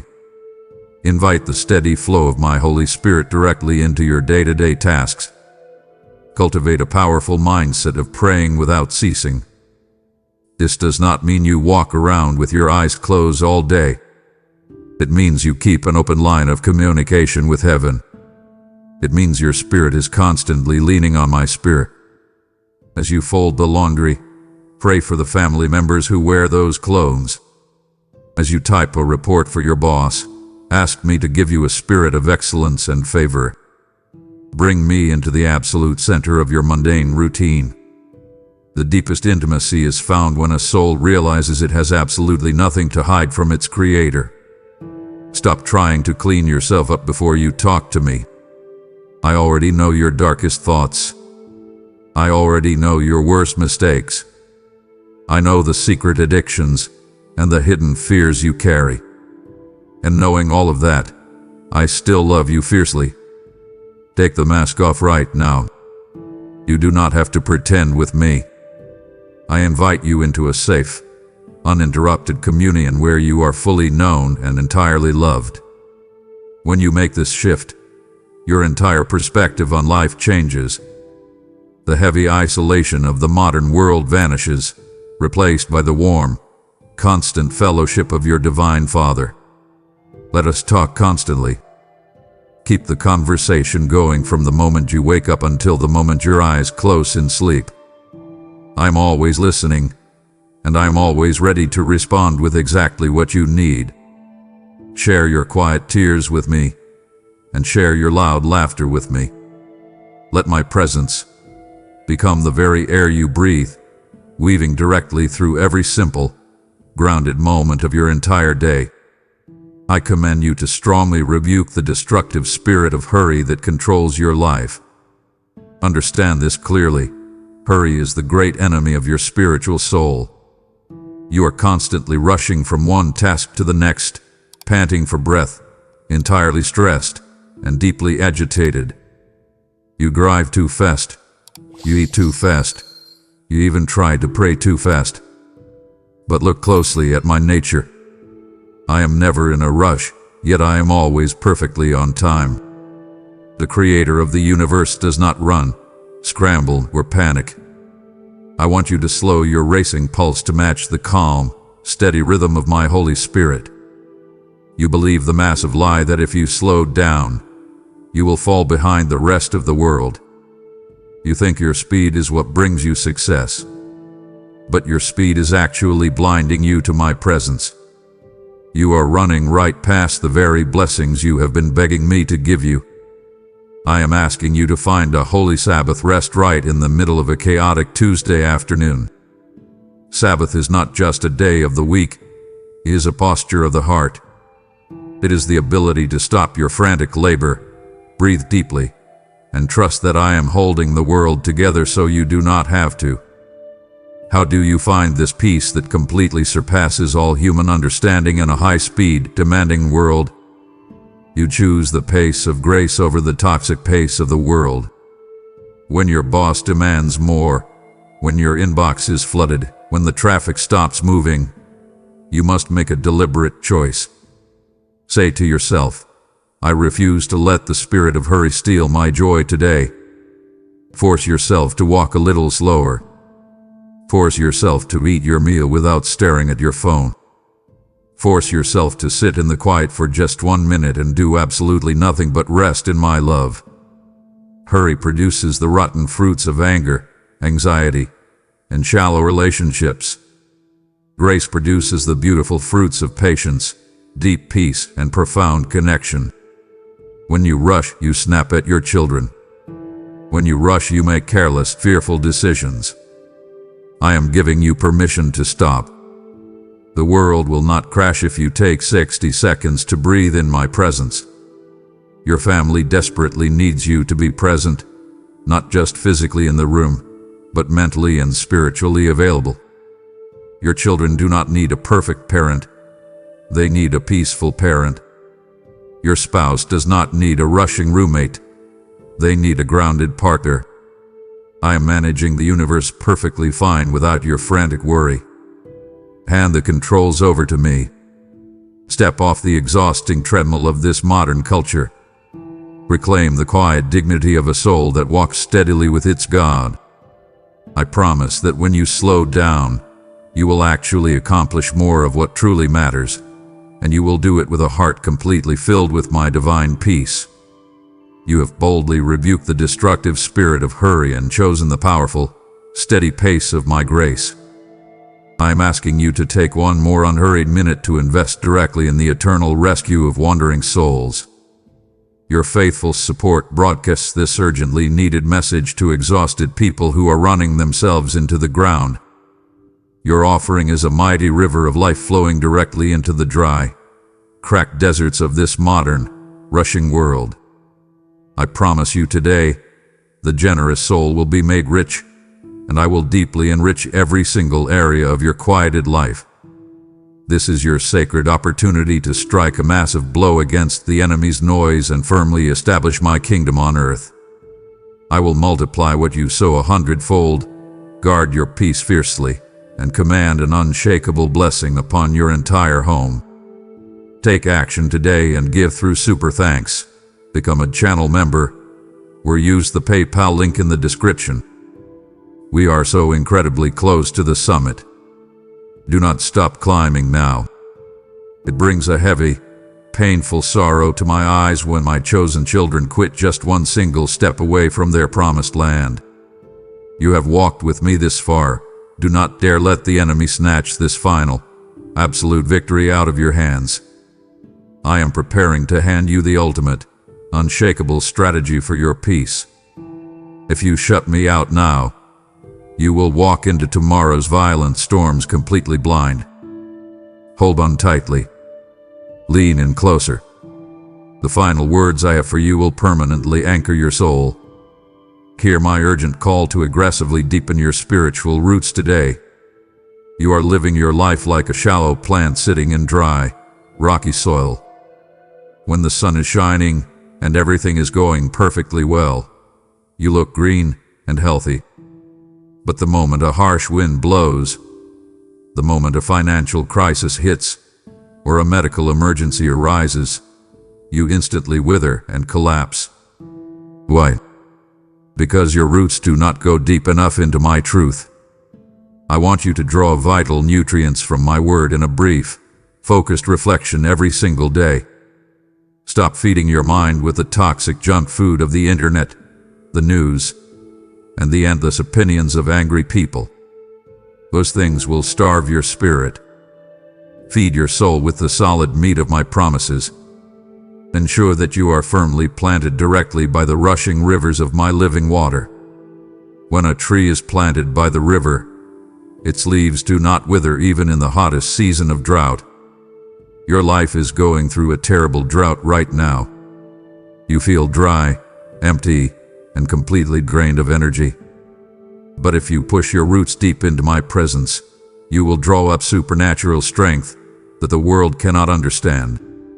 You will find yourself smiling in the middle of a stressful work shift.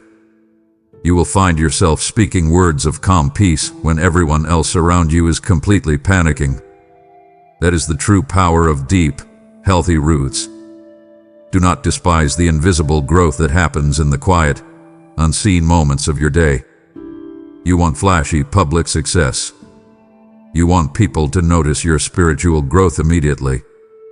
But the most important part of a massive oak tree is the root system that no one ever sees. Your minute of silent prayer in the morning, your quick whisper of gratitude in the car, your choice to forgive someone who hurt you. These are the invisible roots growing deeper into my love. Stretch your weary spirit toward me, the true light of the world. A plant naturally leans toward the sun. I command you to lean your heart toward the Son of God. The massive stability you are desperately craving in your chaotic life does not come from having a larger bank account or a more secure job. Those things can disappear in a single afternoon. True, unshakable stability comes solely from being deeply, permanently grounded in my relentless love for you. Let my living water flow through you, washing away the dead branches of your past mistakes and the dry leaves of your current fears. When your roots are wrapped tightly around the solid rock of Christ, no storm can uproot you. No demon in hell can push you over. Take this minute right now to push your roots a little deeper. Say, Lord, anchor my soul to your truth. I will secure you, and you will stand tall and victorious no matter what harsh winds blow against you today. My child, I am calling you to completely awaken your sleeping conscience right now. You have been walking through your days with a heavy, numb heart. You watch the pain on the evening news and feel absolutely nothing. You snap at your spouse over a minor mistake, and you brush it off without a second thought of apology. You see a coworker struggling, and you look the other way because you tell yourself you are too busy. This is the tragic hardening of your beautiful heart. I am stepping in today to soften that hard ground. Allow my Holy Spirit to gently nudge your heart back to true holiness. You think holiness means following a strict, boring set of religious rules, but it simply means living a life that looks exactly like my love. Stop your rushing and listen to the quiet alarms going off inside your soul. You know that tight feeling in your chest when you are about to make a poor decision. That is not just stress. That is my spirit warning you. That is the clarity that only comes when you actually stop to listen. I want to bring you into total realignment with my perfect and pleasing will.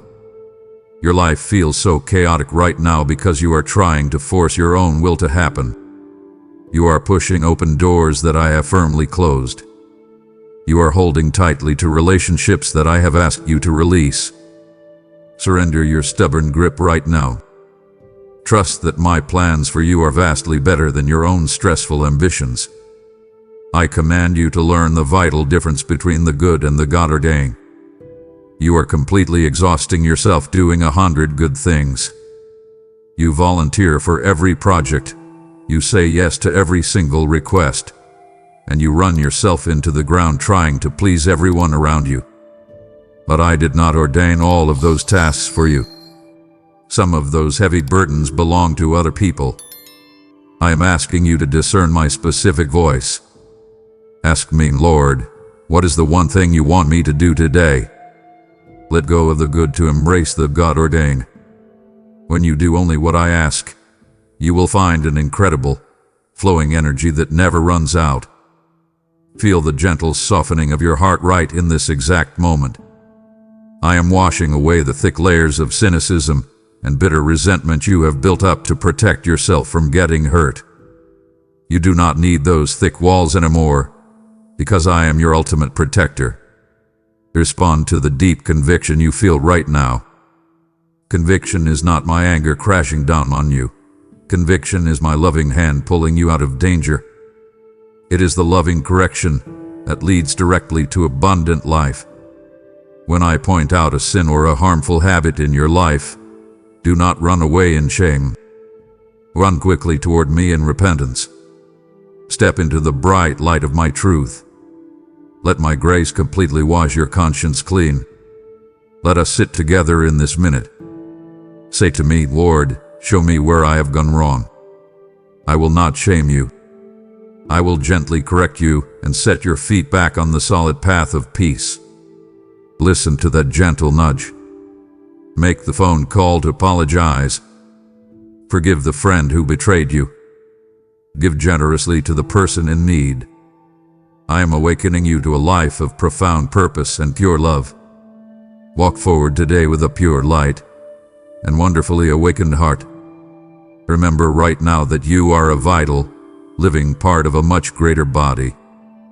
You often feel so incredibly isolated, fighting your exhausting battles entirely alone in your own small corner of the world. You sit in your cubicle, or in your living room, or in the driver's seat of your car, and you think no one else understands your silent struggles. But I want you to open your spiritual eyes and see the massive, global family you belong to. You are deeply connected to millions of brothers and sisters who are also leaning on my strength today.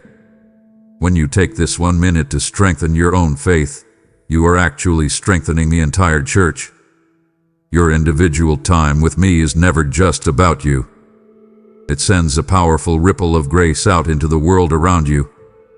I invite you to use this minute of surrender to stand in the gap for the people you love. Stop focusing only on your own heavy problems. Shift your eyes to the coworker who looks completely defeated today. Shift your thoughts to the family member who is desperately fighting a hidden sickness. Pray for them right now during your minute of quiet surrender. You do not need long, eloquent words. Simply say, Lord, pour your healing peace over them today. When you pray for others, a beautiful miracle happens inside your own heart. Your heavy burdens suddenly feel lighter. Your sharp anxieties begin to fade. By becoming a channel of my grace for someone else, you are instantly filled with that very same grace. I command you to become a daily, flowing conduit of my unstoppable love to those around you. You are the literal hands and feet of Jesus in your workplace. You are my comforting voice in your household. If you do not stop to connect with me, how can you possibly carry my love to them? If your own spiritual tank is completely empty, you will only pour frustration, anger, and impatience onto the people who need you the most. Your personal devotion is not a selfish luxury. It is a vital, mandatory act of service to my kingdom. When you fill yourself with my peace, you naturally spill that peace onto your spouse, your children, and your stressful neighbors. Look at the profound, unbreakable unity that is found when all of my children look simultaneously toward me. The enemy desperately wants to divide you. He wants to tear apart your marriage over foolish arguments. He wants to divide your church over petty disagreements. He wants to separate you from your friends through deep misunderstandings. But when you pause and look at my face, the walls of division instantly crumble. I am the great unifier. Bring your broken relationships to my feet right now. Forgive the person who deeply offended you yesterday. Let go of the bitter grudge you have been carrying for years. Choose to see them through my eyes of immense mercy. When you walk in true fellowship with me, you will naturally walk in beautiful, restored fellowship with the people around you. Give me this minute and let me heal the broken connections in your life. I want you to completely change the way you view your entire timeline on this earth. You are so intensely focused on surviving until Friday, paying the mortgage by the end of the month, or making it to your next vacation. You are living with a terrifyingly short-sighted view. I command you to lift your heavy eyes and look toward the eternal horizon. View these daily, quiet minutes with me as your essential practice for eternity. One day, very soon in the grand scope of time, the sky will split open, and you will see me face to face. The struggles you are crying over today will vanish like a brief wisp of smoke. The money you are stressing over will mean absolutely nothing. Live right now with a powerful, eternal perspective in this incredibly temporary world. Embrace the joyful anticipation of our final, glorious encounter. You are not meant to live in constant fear of the future or deep dread of death. For my children, the end of this earthly life is simply the beautiful beginning of the real story. When you sit with me for 60 seconds today, you are actually rehearsing for the unceasing, joyful worship of heaven. You are training your soul to recognize the sweet sound of my voice so that when I finally call your name, you will run to me without a single ounce of fear. How earthly time prepares you for heavenly worship is a profound mystery. Every time you choose to trust me in the dark, every time you choose to praise me in your pain, you are laying up massive, eternal treasures in a kingdom that will never be shaken. I am asking you to build a deep, personal history of intimacy with me before that great day arrives. I do not want you to stand before me as a distant stranger. I want you to run into my arms like a beloved friend who has walked with me through the darkest valleys and the highest mountains. Building that history does not happen by accident. It happens 1 minute at a time. It happens when you choose to turn off the television and talk to me instead. It happens when you cry out to me in your car after a terrible day at work. Those raw, honest moments weave an unbreakable bond of love between us. Feel the deep, spiritual longing of the bride for the bridegroom.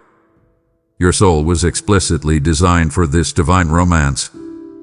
The empty ache you feel when you achieve a goal and still feel unsatisfied is the ache for eternity. Nothing in this broken world will ever fully complete you. Only my presence can fill that massive void. Do not waste another day chasing temporary, fading pleasures that leave you feeling hollow. Anchor your heart to the eternal rock. Prepare your spirit for the day when every single tear will be wiped away, and all pain will be erased forever. Say to me today, Lord, fix my eyes on eternity. When the stressful email arrives, remind yourself that it has no power over your eternal soul. When the harsh words of a critic sting your heart, remember that only my eternal opinion truly matters. Let the glorious reality of heaven completely overshadow the temporary headaches of your current situation. You are an eternal being wrapped in a temporary frame. Act like the royalty you are. Breathe in the atmosphere of heaven right now, and let it absolutely transform your earthly day. My precious child, we have reached the end of this specific conversation, but I am asking you to make this the permanent beginning of a completely new way of living. Summarize everything you have heard my spirit whisper to your heart today. I have seen your deep exhaustion. I have felt your silent anxiety, and I have called you out of the frantic, crushing race of this world. The invitation I place before you is profoundly simple, yet it holds the power to completely rewrite your destiny. Remain in my love. Do not just visit me for a brief minute and then run back into the toxic chaos of your own self-reliance. I command you to make this single minute the powerful start of a brand new, dependent lifestyle. Look at the clear decision that stands right in front of you. You can close this message, pick up your heavy burdens, and go back to doing things your own stressful way. You can go back to snapping at your family, panicking over your finances, and feeling utterly alone in a crowded room. Or you can choose to stay. You can choose to leave the heavy bags of worry permanently at my feet. Make the deliberate decision to carry my peace with you into the next hour. When the phone rings with another problem, pause and remember that I am standing right beside you. When the workload feels impossible, pause and lean entirely on my limitless strength. Receive this final, powerful blessing for the one who bravely chooses to wait on me. I declare that your mind will be guarded by a peace that totally surpasses all human logic. I declare that your physical body will feel the restorative healing of my presence. I declare that your relationships will be marked by the profound patience and immense grace that you are receiving from me right now. My arms are wide open, and they will stay open, waiting patiently for your daily return. I am not going anywhere. I am your safe harbor, your strong tower, and your most faithful friend. See the breathtaking transformation that eagerly awaits the soul that simply learns to stop. You will no longer be a victim of your frantic circumstances. You will walk through the fire, but you will not be burned, because the Son of God is walking in the flames right next to you. You will face massive giants in your career and your personal life, but you will not tremble, because you know the giant slayer lives inside your heart. This is the abundant life I promised you. It is yours for the taking. Go forth now into the rest of your busy day. Step back into your office, return to your demanding family, and face the complex challenges of your life. But do not dare to go without me. Take my hand. Keep the conversation going. Whenever the panic tries to rise again, whisper my name. Jesus, I am here. I love you more fiercely than you can possibly comprehend. You not deny me this minute ever again. Walk in my power, walk in my peace, and walk in the absolute victory I have already secured for you. You are my chosen vessel, completely equipped to handle whatever this day throws at you, solely because I am the one equipping you. I send you out not as a defeated orphan, but as a fully authorized ambassador of the Most High King. Hold your head high. Smile at the unexpected storm, knowing that your Father commands the wind and the waves. Go now, my beloved, wrapped tightly in my unshakable love. The world is waiting to see the light that you carry. Let them see me in your calm eyes and your steady hands. You have answered my final appeal, choosing to stay in my presence instead of rushing back into the toxic chaos of the world. Before you go out as my fully authorized ambassador, I invite you to leave a lasting, eternal mark by supporting this vital ministry. Every single donation you make is a lifeline thrown to a drowning child who desperately needs to hear my fatherly voice today. Your generosity is the golden grain in a massive, global harvest, feeding millions with the true bread of eternal life.